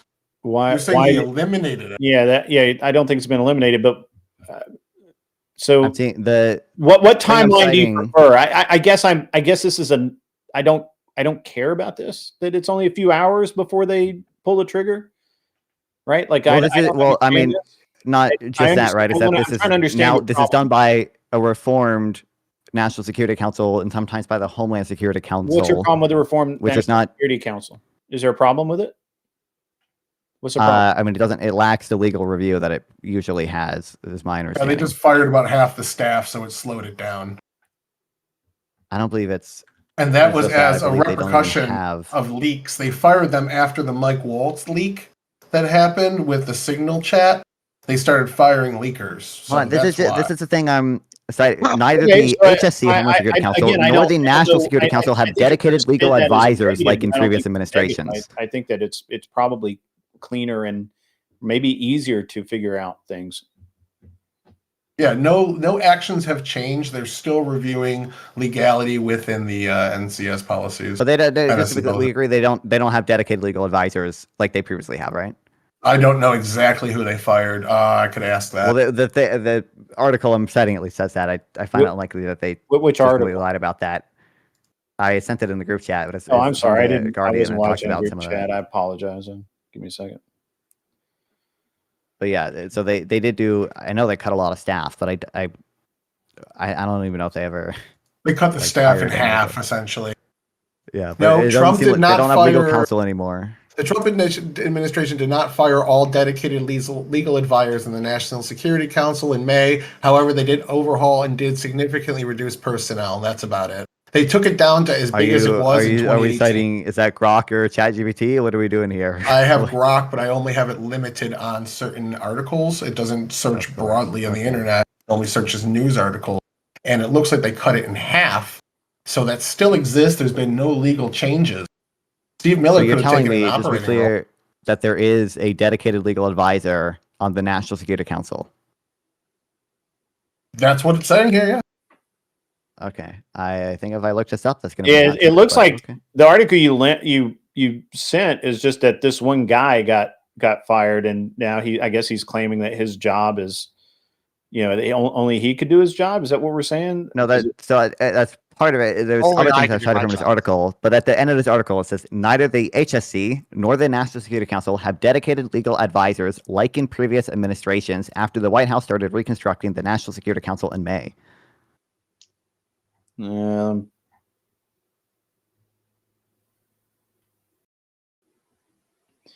They have other, like it says, approved by the Pentagon General Counsel and apparently like Trump's White House lawyer or whatever. White House counsel's office, which has a lawyer tasked with handling National Security Council matters. So it sounds like they do have a dedicated lawyer. It's just not the guy that was there.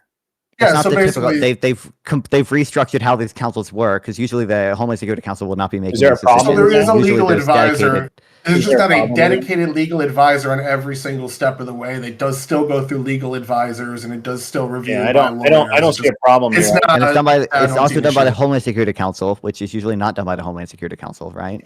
That's part of cutting staff. Is you start giving people additional work to do. I don't see. Is there any reason why that's bad? Yeah, You don't view it as concerning at all that the U.S. No. is doing strikes on people who previously probably would not be targetable under most of our military doctrines.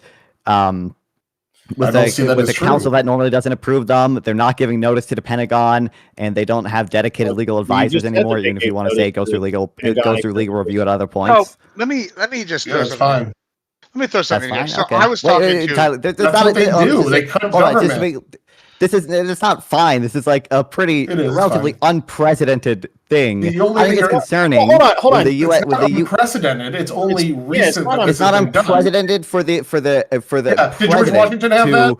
the president to start doing strikes against I understand you Lincoln? wouldn't want to say civilians, but people who ordinarily would probably not be targetable I actually- in international think waters, three ways done by a better. council that doesn't normally Well, do but it. hold on, let's- Not informing the Pentagon let's- without the dedicated legal advisors. Let me just none of that- actually none of that- expand. Hold on. Let me expand. Yeah, Let go me ahead, expand on what Scott. Nonfon said. Okay. Let me expand on what Nonfon said here. Actually, so I was talking to a Coast Guard guy actually yesterday about this panel, and he brought up that he goes, "Well, what's interesting is most of these people running the narco boats are usually the slaves that Grid is talking about. They're basically saying, you go run this boat or we kill your family."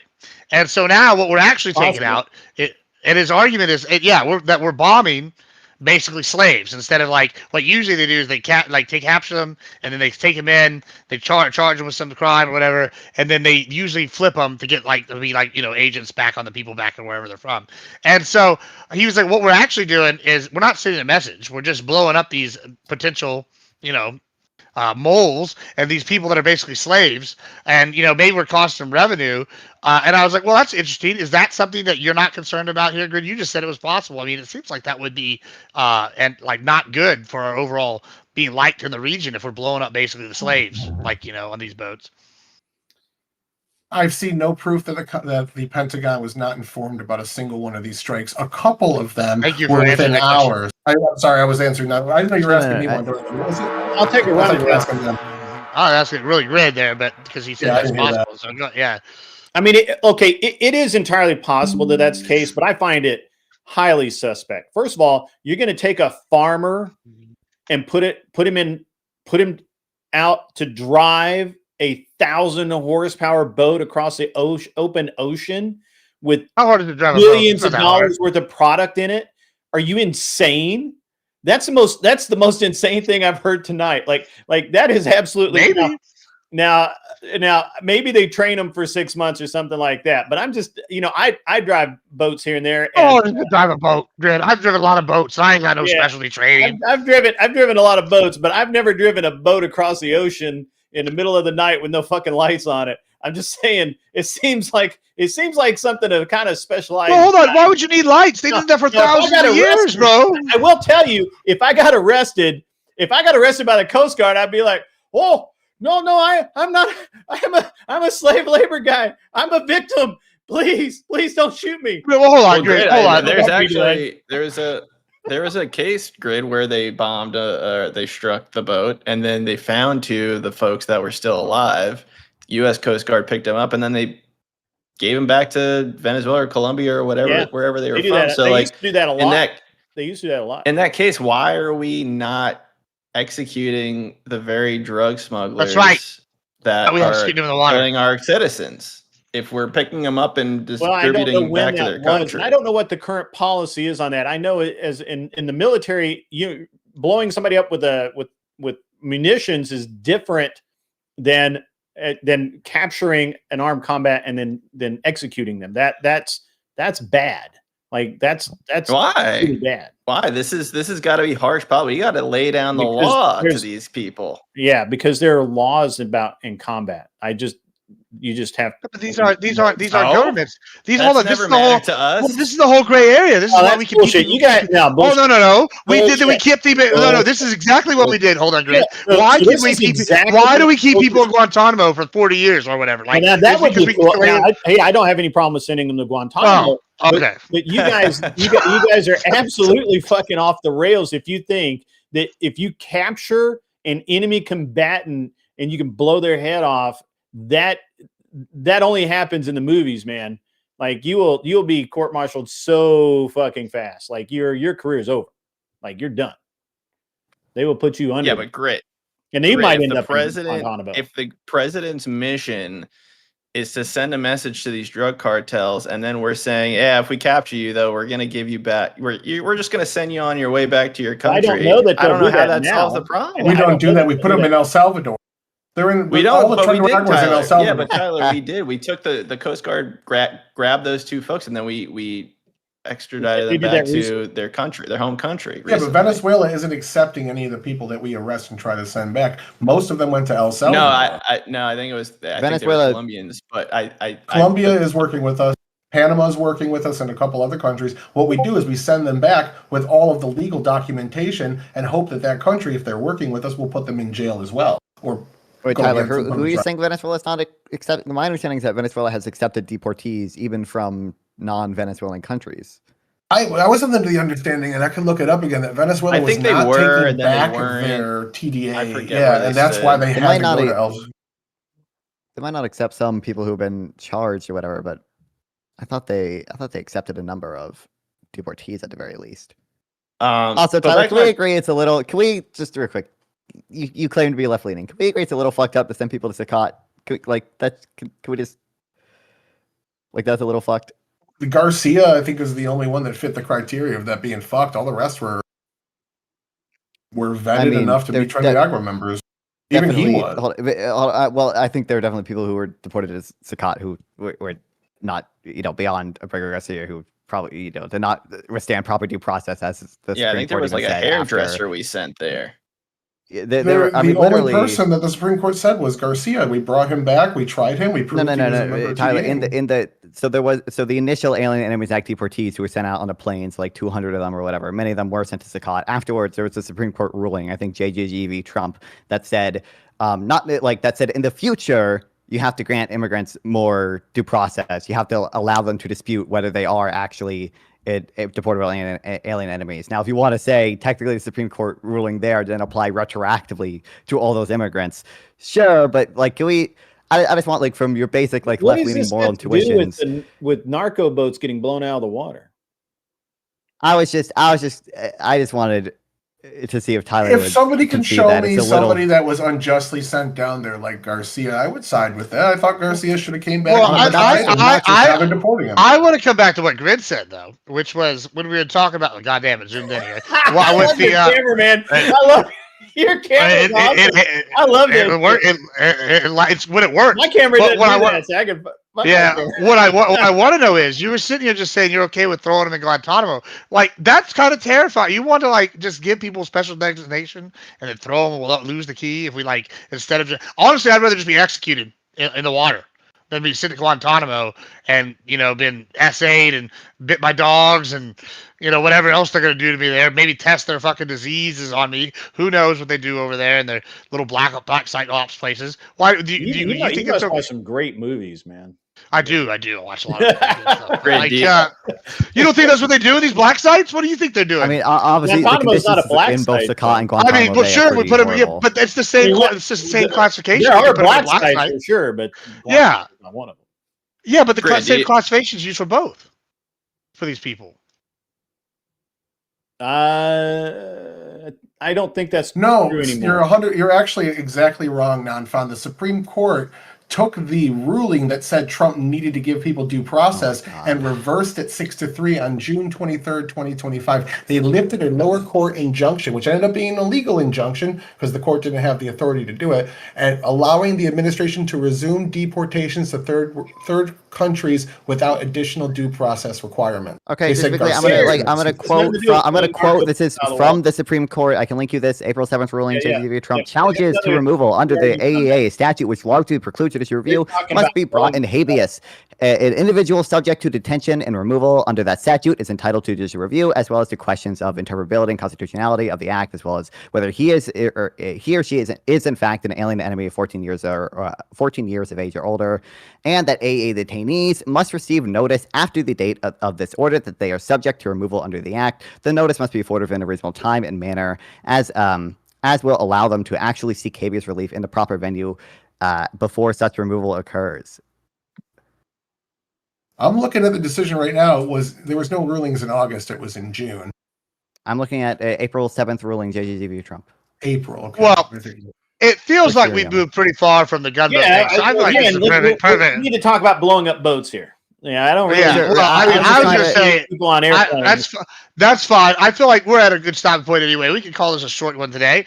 Let's go ahead and give any closing thoughts we have. And thank you again, Cal. I'll start with Castle since he came in here late and was wonderful. You have any closing thoughts on gunboat diplomacy? Yeah, thanks, Grid, for the invite. I know I didn't. Gibbs. Thanks for inviting. Sorry. Gibbs. Everybody does it. I don't. Everybody. We look so much alike.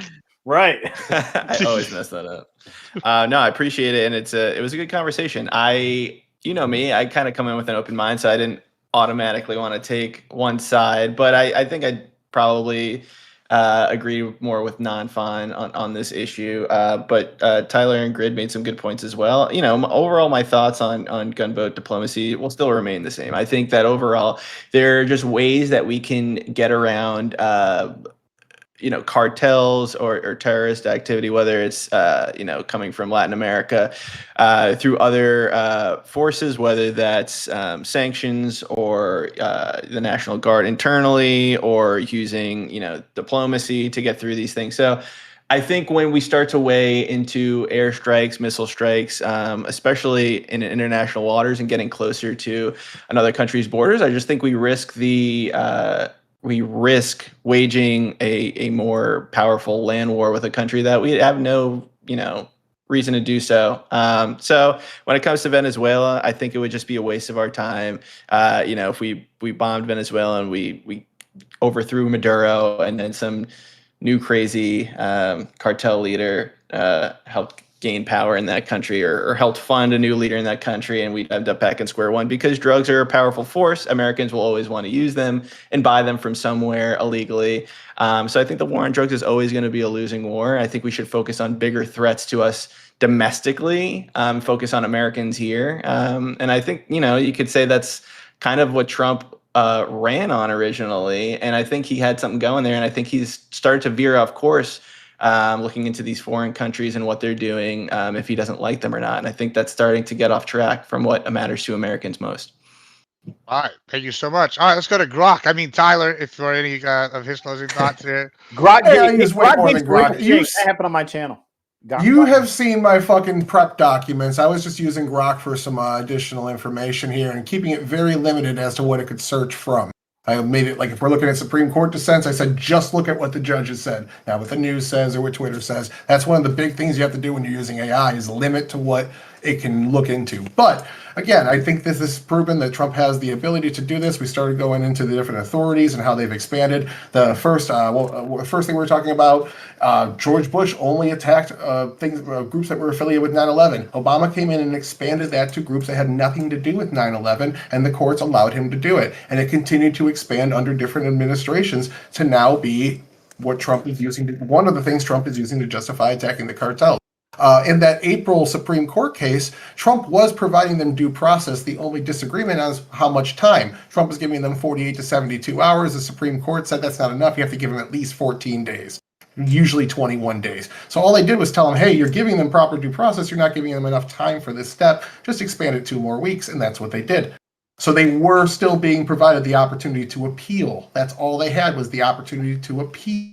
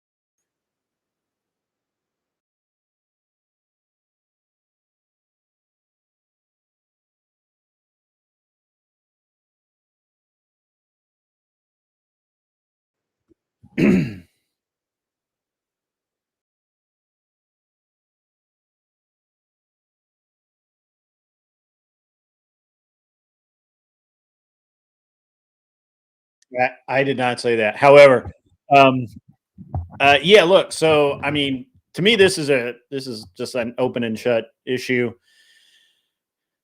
The law says Trump can do it. He's targeting narco boats. Which, am I muted? Oh, oh, fucking a! I jacked up my sound there for a minute. Anyway, I digress. You fucked me up. My whole closing's gone now. Look, at the end of the day, we've got good. We're using our military might to do good things to bad people, and that's all we need to do. If it comes down to it, which I think it's going to. I mean, let's just be honest. How outrageous is it that we actually have a $50 million bounty on the president of another country? That's kind of crazy. Interesting times with which we live. And somebody's going to cash that check, I promise you. $50 million is a lot of money. So, when that happens, we'll see what happens. I don't know that I don't know that we want to get into the idea of the Chinese or whoever being over down south of the border. I mean, they're already north of the border. They already own Canada, so who fucking cares? So, at the end of the day, to me, this is just, cleaning up a mess that's needed to be cleaned up a while. I don't know about better drugs coming across, although, from my point of view, the war on drugs is technically wrong anyway. But if we're going to do it, we need to do it right. And we haven't done it right for a long time. I guess that's it. You can find me at an Unreasonable Man on YouTube and Twitch and X as well. Sometimes I'm on X, not often. And I do a lot of cool stuff online, and I look cool doing it. So there you go.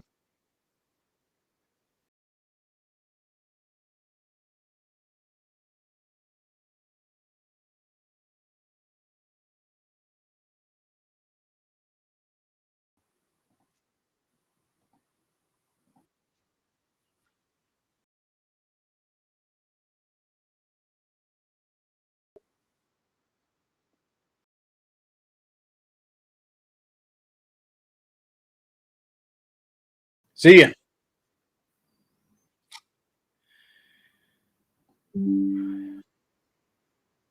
Dude, Non-Fun didn't know what was up, man. He thought he was ready. He wasn't ready. He thought he was ready.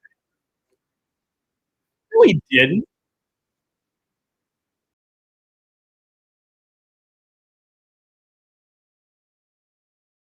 Yeah, but he has to take it. He always has to take it off course. He always has to do the same thing that he just did, and that is he has to go and sorry, we'll just do this up on. I'm putting it back up on my screen. He has to do this where he goes in and he has to distract from the topic because there's no winning. There's no winning this topic. The laws behind Trump, 100%. The fact that there's the slight chance of Americans being caught in a crossfire, okay. But I mean, literally, if you are an American in Venezuela right now, you are either CIA or a fucking criminal. Like that's the two options. You're not going there on vacation. It's not a father of three out for a stroll on the beach and he gets waylaid and thrown on a narco boat. That shit's not happening. That's not what's going on. Like they're bad people, right? And we're doing good things to them, right?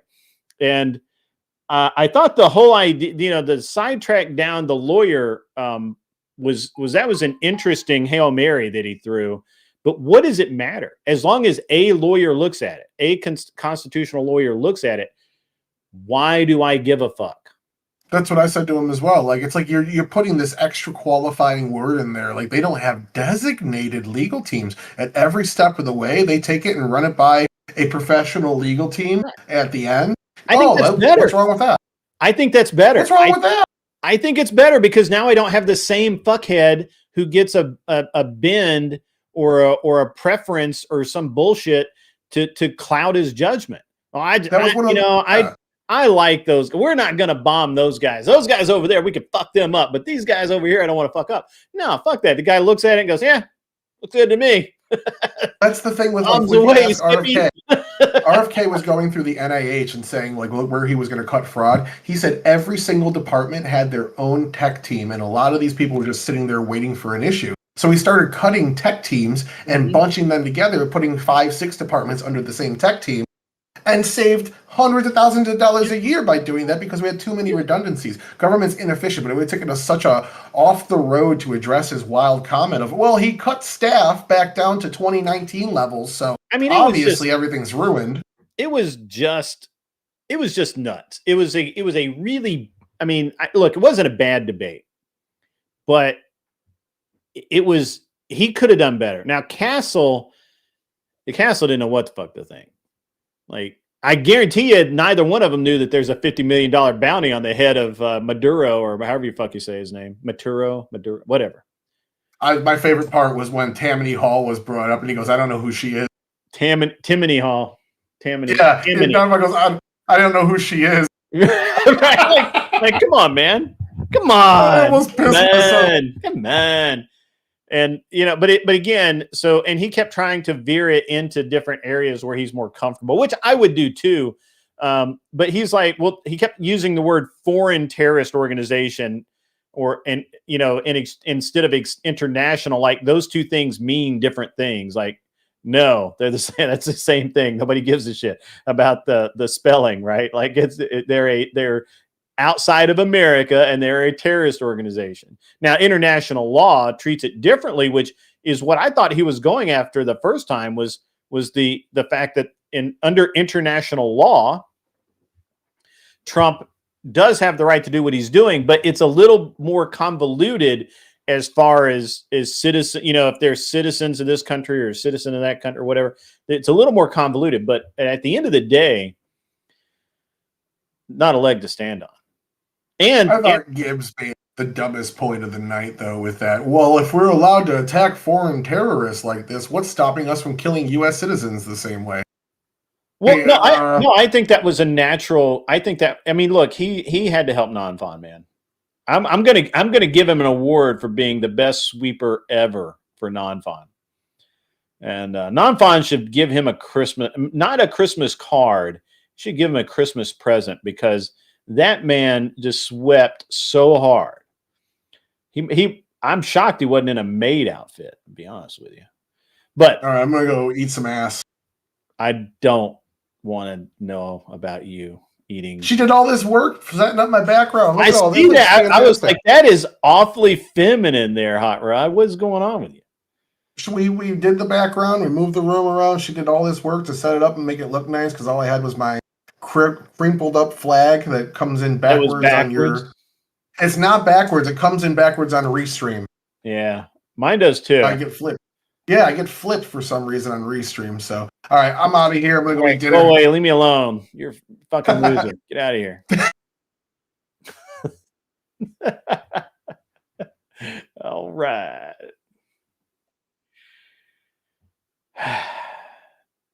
His cocaine's at risk. I think he's happy that the cocaine is flowing in such high numbers. But look, it was a good. So the thing is this is supposed to be a discussion panel with two righties and two lefties. Tonight, standing in for a righty, I had my buddy Tyler, average debate enjoyer, who was as much a righty as anybody. And poor Castle didn't. Look, he was a last minute addition. I don't I bear him. Look, he did a damn good job for last minute. Damn good job. He had it down. Not a bad word to say about it. But non-fine, he came into this unarmed. A lot like those speedboats running around in the Gulf. Although we didn't really get into that because a lot of those speedboats are armed, right? Because it's not just the United States military that goes after these boats. Shockingly, criminals try and steal the drug boats. Now, they want to steal them where we want to blow them up and sink them. So they do carry guns on those boats because, you know, there's no honor among thieves.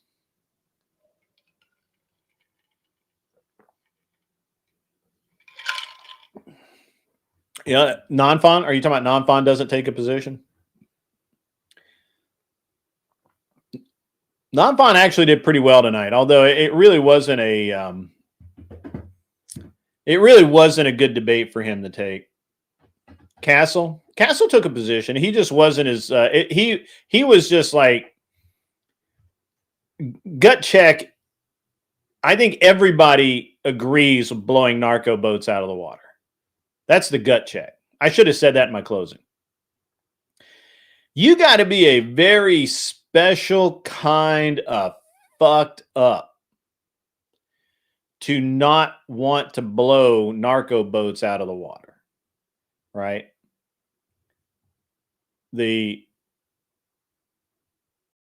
At the end of the day, you know, those drugs are going to get on the street. Americans are going to die. You got to be a special kind of fucked up to say, yeah, I'm against blowing narco boats out of the water. What's up, Straight Jacket 5150? Good to see you in the chat. We lost about half of our guys. I don't know what happened. I didn't realize I was that fucking boring. Well, no, I think libertarians are okay with blowing the boats out of the water. I wouldn't say that. I think libertarians are okay with blowing the boats out of the water. What the libertarians aren't okay with currently is they're not okay with the they don't, they're anti-drug law. To be honest with you, while I'm not a libertarian, I'm a constitutional conservative. As a constitutional conservative, I don't believe in the drug laws either. I agree with blowing the boats out of the water because, I don't believe in allowing, we do have the ability to say we don't want those drugs into our country. Okay. So that I agree with, but, our personal freedoms are such that it's hard for me to agree with people having alcohol and being able to use alcohol at will and, but saying, pot and coke and crack and all this other shit, well, you can't use that because you might get addicted. Now, obviously, some drugs are very addictive and are very habit forming and whatever. And I don't, and I have a dumbass opinion on that, in that if you're stupid enough to get hooked on drugs, you get one legit chance at getting clean. State funded, best care anywhere. You go in, you come out the other side. You had your fun, you did your drugs, you're clean, you're sober. Society has helped you. But after that, if you're going to relapse, if you're going to continue to do drugs, if you're going to deal drugs, if you're going to if you are going to be a burden upon society, well, then, either you're going to have to be able to afford private care, or, you're going to be a junkie. And that's just what it is.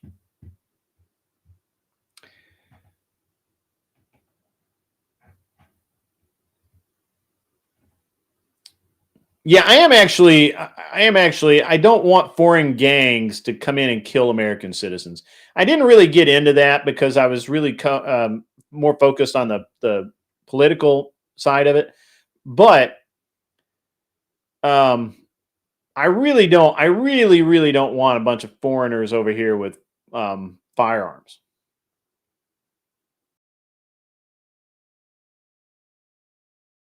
So yeah, I'm kind of in that frame of mind, right? Like you do the rehab, it's good stuff. But if you relapse, you're on, that's on you. If your parents got the money to bail your ass out and send you back through rehab, great. If you've got a great job and you can afford it, great. But if you're just going to be a drag on society, if all that ever is going to happen is you're going to be a straight druggy loser fuck, I don't want tax dollars to support you. That's the trade-off for making the drugs legal, is that no tax dollars could support you. Now, part of this makes the drug dealers, K2 Keep On Trucking sends in a big $5 American, fancy attire. I wear a tie when I do these panel debates. It's an intimidation factor, that or it just makes it makes any women involved swoon. So at least makes my wife swoon, and that's really all I care about. But look, if we're going to, all of the money that we spend on fighting the drug war, if that were channeled into drug treatment centers, one shot only, and and arresting people who are dealing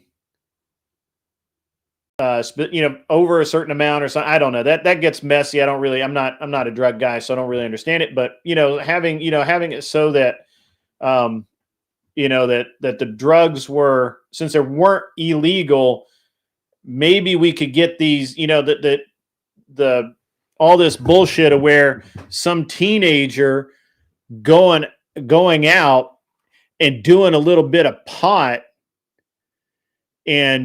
but it's laced with fentanyl and they fucking die. That just happened here not too far from me. I want to say it was up near Clarksville.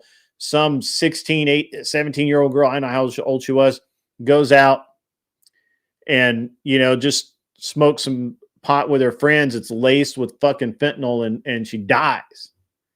Right? Like dies. It's like the first time she'd ever even smoked a fucking joint, I guess. I don't know. The rumor is.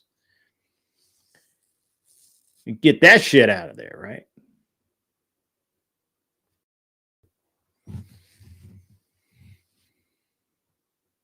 And that way, also we get the government out of something it shouldn't be in.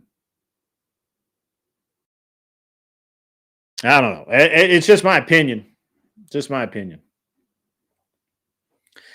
Well, they ended the debate panel early. Maybe I ought to just call it a night and go inside, hang out with my wife for a little while. We'll see. But yeah, it is. It's an interesting thing with the drug laws in this country. We're really, really bad. 70% of all ODs are now fentanyl. Yeah, absolutely. Around the same percentage as youth. Yeah, that's true. And since we've had open borders, it's about 500,000 people, but shut down the country over a cold. Yeah. So fuck it, Button. I'm on board with you, man. I'm on board with you. I used to be a hardline anti-drug guy, like hardline. And the reason, what changed my opinion was going from being a Republican conservative guy to being a constitutional conservative guy. That happened because they were fucking with my guns. Right? It'll probably be Saturday night. I was going to have a guest on Saturday night, but it looks like we're not going to have a guest. I think we're going to do Signal Cent. We're going to do the debate show or the game show on Saturday night. And I don't know what we'll do Friday night. Maybe I can get an interview on Friday night, or Maybe we'll do something fun. I don't know. We'll figure some shit out. But once I became a constitutional conservative, I understood that the government needs to get the fuck out of a lot of different things, like a lot. Like, it's incredible how many things the government should not be in. The fact that the government, all right, so here's kind of where I kind of lose people here, right? Like, I don't have a problem with the government having kind of a quality control on the meat coming out of our ranches and chicken farms, things like that. I get that. The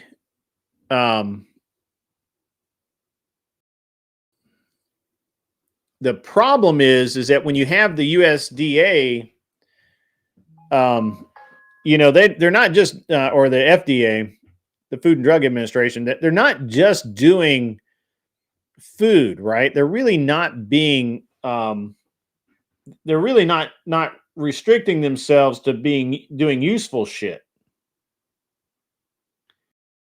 In fact, for the most part, all the shit that they do doesn't actually help the public.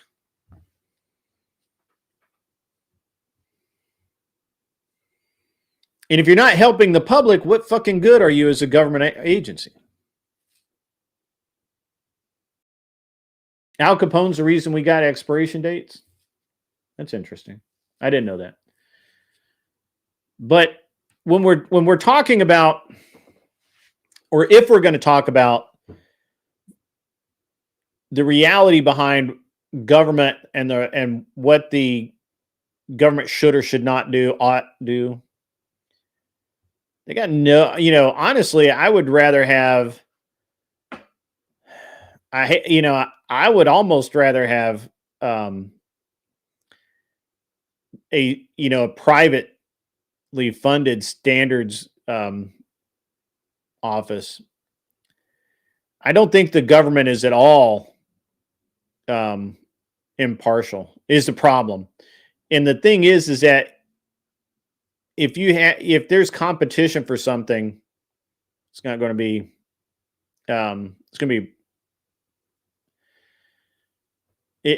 competition will sharpen it down, I guess. And you can't convince me. It would be very difficult to convince me right now that the U.S. Department of Agriculture, Food and Drug Administration, the FCC, the FAA, Department of Transportation, any of that actually has the public good at the forefront.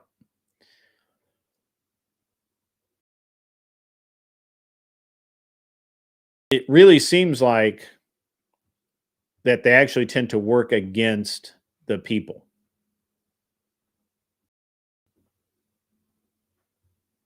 Isn't the FDA and USDA an appointed agency? It's not really a government entity. I believe the Food and Drug Administration is a government entity. It is funded by the government. Also, the USDA, I believe they are appointed, but they are a government entity for sure. So.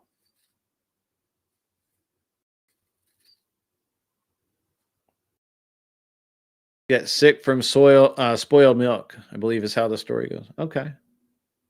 Interesting. FDA is part of the Health and Human Services. Okay. I believe that.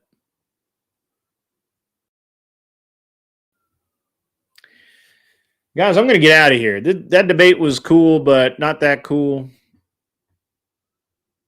Yeah. Well, I don't know if it's like NASA. I'll look into that. But I still don't think that. But I mean, look, they're requiring farmers to use specific steroids, but not others. That like it's just a weird blend. And our food sucks, right? Our food has gone from being good food to sucking, right? And it's more expensive.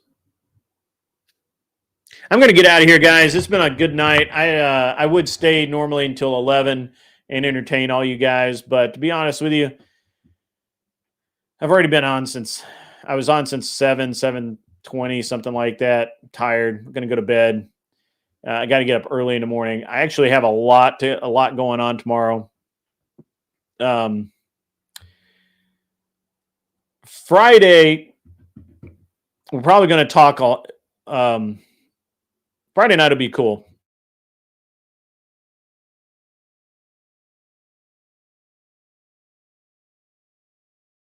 Saturday we'll be starting early, probably around 7 again. And we're going to talk about, we're going to have a talk about Grotgate, and all of that. So I will, I'm not really going to send you guys anywhere or anything like that, but we'll move on from here. I'd love to hang out with you guys, but I'm beat. I'm tired. I'm going to go to bed. You guys have a great rest of your night. We'll see you guys later. See you actually tomorrow around noon, assuming that nothing happens between now and then. We'll talk to you later. See ya.